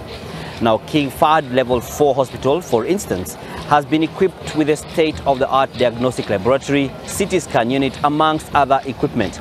NTV's Bilotino visited the facility and has filed the following report. This Level 4 medical facility in Lamu prides itself as one of the few hospitals in Kenya that can offer state-of-the-art cancer diagnostic laboratory. King Fahd Referral Hospital is amongst the 47 hospitals in Lamu County and its entire vicinity providing quality health services. Hii hospitali yetu ya King Fahd iko katika ile awamu ya 4 ama Level 4. Na maono ya mstahiki governor ni kwamba hospitali zetu za umma kwa jumla katika kaunti ya Lamu ziwe ni choice ama ni option, not compulsion tunasema. Yani iwe sio mtu ambaye hana budi ndio anakuja hospitali za umma, bali iwe ni kuja kwa kupenda kwa sababu ya huduma na si huduma tu, ni huduma bora, sio bora huduma. Among the services offered in this hospital is dialysis, cancer screening and minimal invasive surgery. Hii county imeinvest a lot in mambo ya system ya mkojo ama kitu inaitwa minimal invasive surgery. Yani hakuna tena operation ya kukata ama zile operations za kukata skin ikawa na scar kubwa. Tunatumia kamera ku sort out everything about shida za mkojo. We are blessed to have so many materials and equipment that we needed and we have been asking for a long time. As you can see, these are new dental chair with everything. Now the scope of the procedure that we are doing, from extraction, now we are doing so many things. Extraction, we are doing fillings, we are doing RCT, root canal treatment. We are also doing other procedures for the children. Katika mambo ambayo yameboreshwa ama tumeyaboresha katika muda mfupi ambao tumekuwa uongozini ni kwamba sahihi hospitali hapa inaweza kutoa huduma ambazo hakuna hospitali nyingine ya umma isipokuwa Kenyatta National Hospital inapeana na zile hospitali kubwa za private. Nayo ni kwa vile hii sehemu yetu kumekuwa na matatizo makubwa ya magonjwa ya njia za mikojo ikiwemo tezi dume ama prostate na zile shida za mawe ya figo, shida za kibofu cha mkojo. Tumeweza kuweka vifaa vya kisasa, modern equipment, ikiwemo zile equipment zinazotumia laser kuweza kuhudumia watu wetu. And the results of the recent changes in Lamu Health Department are evident. Baada ya kugunduliwa nilikuwa na shida ya kidney stone sehemu mbili, ya left na right. Kwa bahati mzuri nikaambiwa basi usifanye wasiwasi, hii shida yako itatatuliwa vizuri. Nilipoanza kuja na vile ugonjwa ulikuwa unanimaliza ndani kwa ndani, nilikuwa siamini kama mpaka leo nitaweza kusimama hapa na niseme hivi. Lakini nikaenda kufanyiwa hiyo kidney stone kwenye mashine nyingine. Ilikuwa ni maajabu na mimi kuona vile ilivyo, kwa ile ilivyoendelea. Hata hakuna mambo ya kukata, ni mtu tu unaikwa kitu tu kama nyuzi tu hivi ndani tu, alafu kisha kuna mashine yenyewe zinafuata zile sehemu zile zijiwe ziliko. Binotino, NTV, Lamu.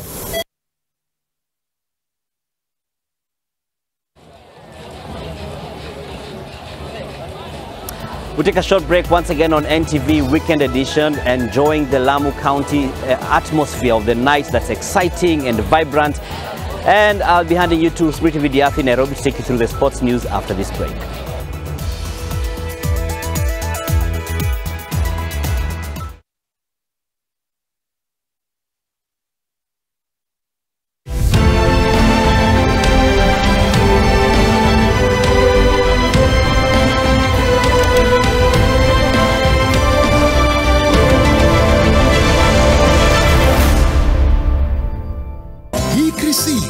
Livestream iko mkononi, mechi yako na sports action yote, na watoije hata wao hawajaachwa nyuma. Wacha enjoyment izidi hii holiday na GoTV.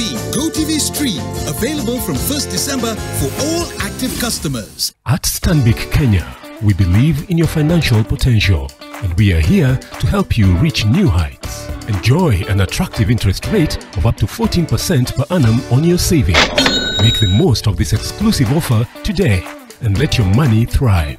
For more details, call us today or visit a branch near you. Stanbic Bank.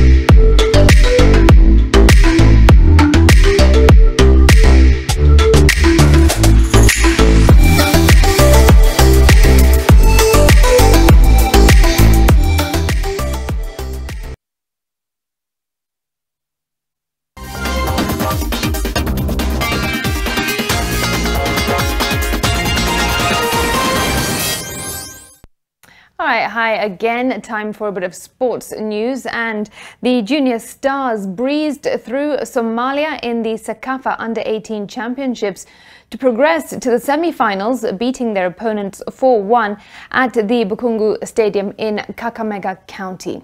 The tourists struck first when Abdi Hafid Abdi scored after 19 minutes, but the response was swift by Kenya when Humphrey Aroko found the back of the net.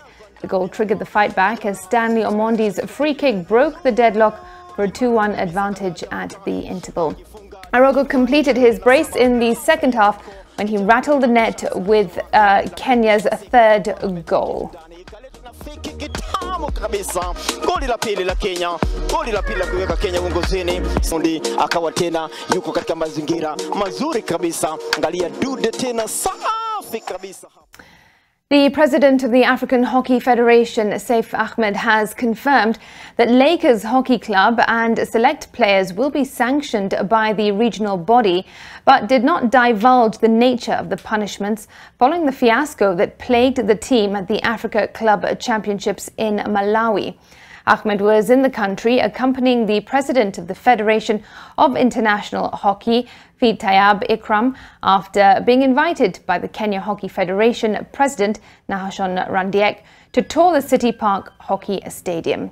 Lakers were kicked out of the Africa Club Championships last weekend due to fielding ineligible players despite reaching the final. The African hockey boss announced that the suspension of the players will be formalized soon in a letter to the Kenya Hockey Union.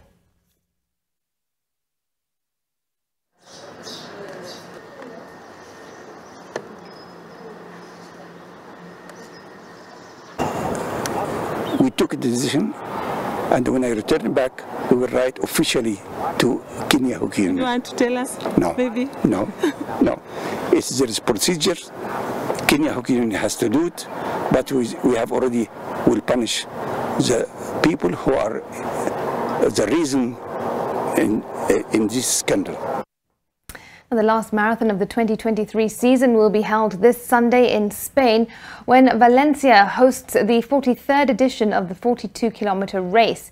Kenya's campaign will be led by the half-marathon specialist Kibuat Kandie alongside Titus Kipruto, Stephen Kiprop and Charles Matata. The Kenyans will battle last year's second-place finisher Gabriel Gay from Tanzania, debutant Joshua Cheptegei and Ethiopian legend Kenanisa Bekele, who is a three-time Olympic champion. Cheptegei, who is the 10,000 meters world champion, is also the current world record holder in the same distance as well as the 5,000 meters. The Ugandan will be competing in Valencia as a litmus test. In the women's category, Celestine Chepchirchir will battle Ethiopia's Almaz Ayana. All my personal best nimewekea hapa, like half marathon na full marathon.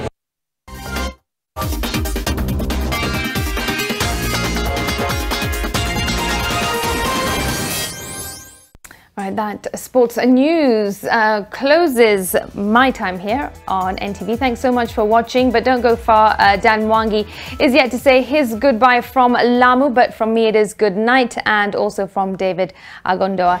Dan, over to you.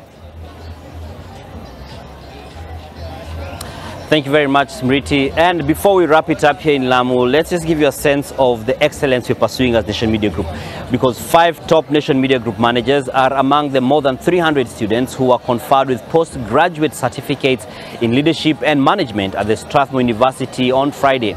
The 5, namely Jane Moirore, who is the head of human resource, Monica Ndongo, who is the chief operating officer, and James Sogoti, the commercial general manager, as well as Juliet Kinya, the corporate affairs manager, encouraged fellow Nation Media Group colleagues to enroll in further studies whenever they come across such opportunities, with the aim of upskilling.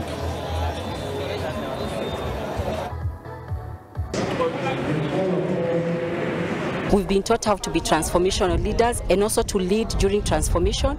The media landscape is going through a lot of transformation, and therefore this course is quite relevant. So my appreciation is also to the Strathmore Business School for nurturing us, and I'd like to appreciate also my colleagues who we've graduated with, and just to say that this is a program that I'd like other people to be enrolled in. Personally, I've done what is called Women Directors Leadership Program. It has taught me how to become a better board member and also to become a better leader, and I'd like to appreciate NMG for that honor of sponsoring this course. And that does it from this side of the country, from county number 005, the county of Lamu, where we have a lot of activity happening at this late hour of the night. And it doesn't seem like it's about to end anytime soon. It's celebration here. Like I said earlier on, Lamu is Lamuing. We take a goodbye for tonight, but tomorrow we proceed with the coverage of the Lamu Cultural Festival, the 21st edition of the same, as we get to enjoy the beauty that is the county of Lamu. Have yourselves a great night. See you tomorrow.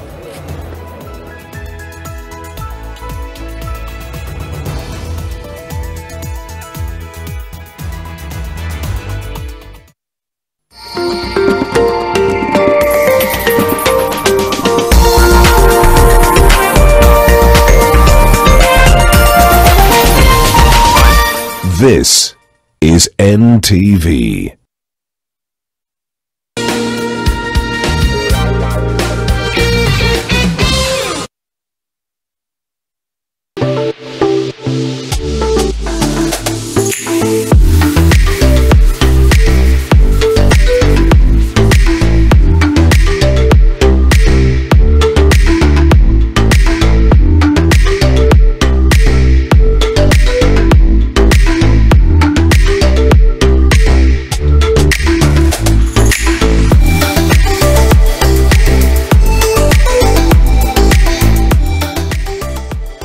Praise Atmosphere 2023 on the 9th of December at Sitam Karen, Nairobi from 2 p.m. onward, featuring Evelyn Wanjiru,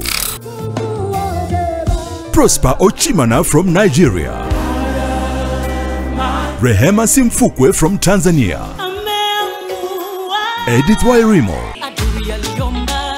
Celestine Donkor from Ghana, Wilberforce Musyoka, Solomon Mukubwa, Kestin Bogo, and Sharon Ishavuka from Kenya. Regular tickets are available for just 1,000 shillings, 2,000 shillings at the gate. Visit www.praiseatmosphere.com/events or use paybill number 800-8575, account Praise. As are we crossing over? Crossing over. As are we crossing over?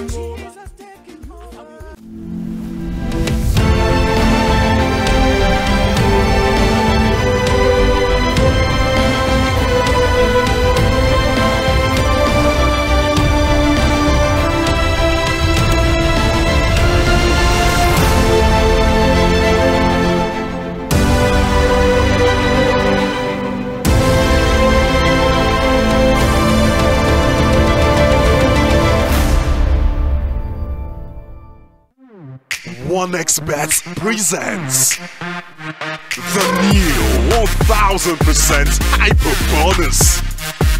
Take part in. Place your accumulators with OneXBet and boost your winnings by up to 1000%. Hyper bonus, better than bonus.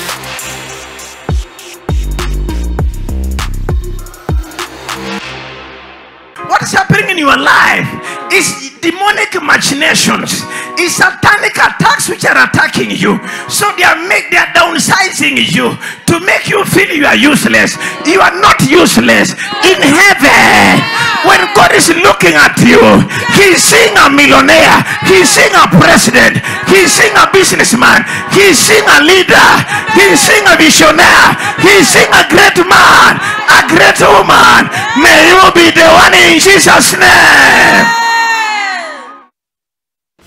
Welcome to the Nation Shopping Festival, the biggest soccer sale in town, featuring 500 vendors ready to bring you the best deals and products. Discover everything you need under one roof, including a dedicated kids playing area and a tempting food court with mouth-watering delicacies. Visit www.nationshoppingfestival.com for more information and join us at the University of Nairobi grounds from 4th to 9th December.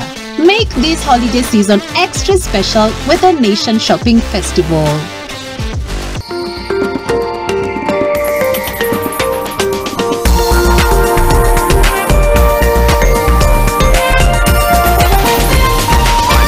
NTV, turning on your world. The Trend, in association with Safaricom Hook.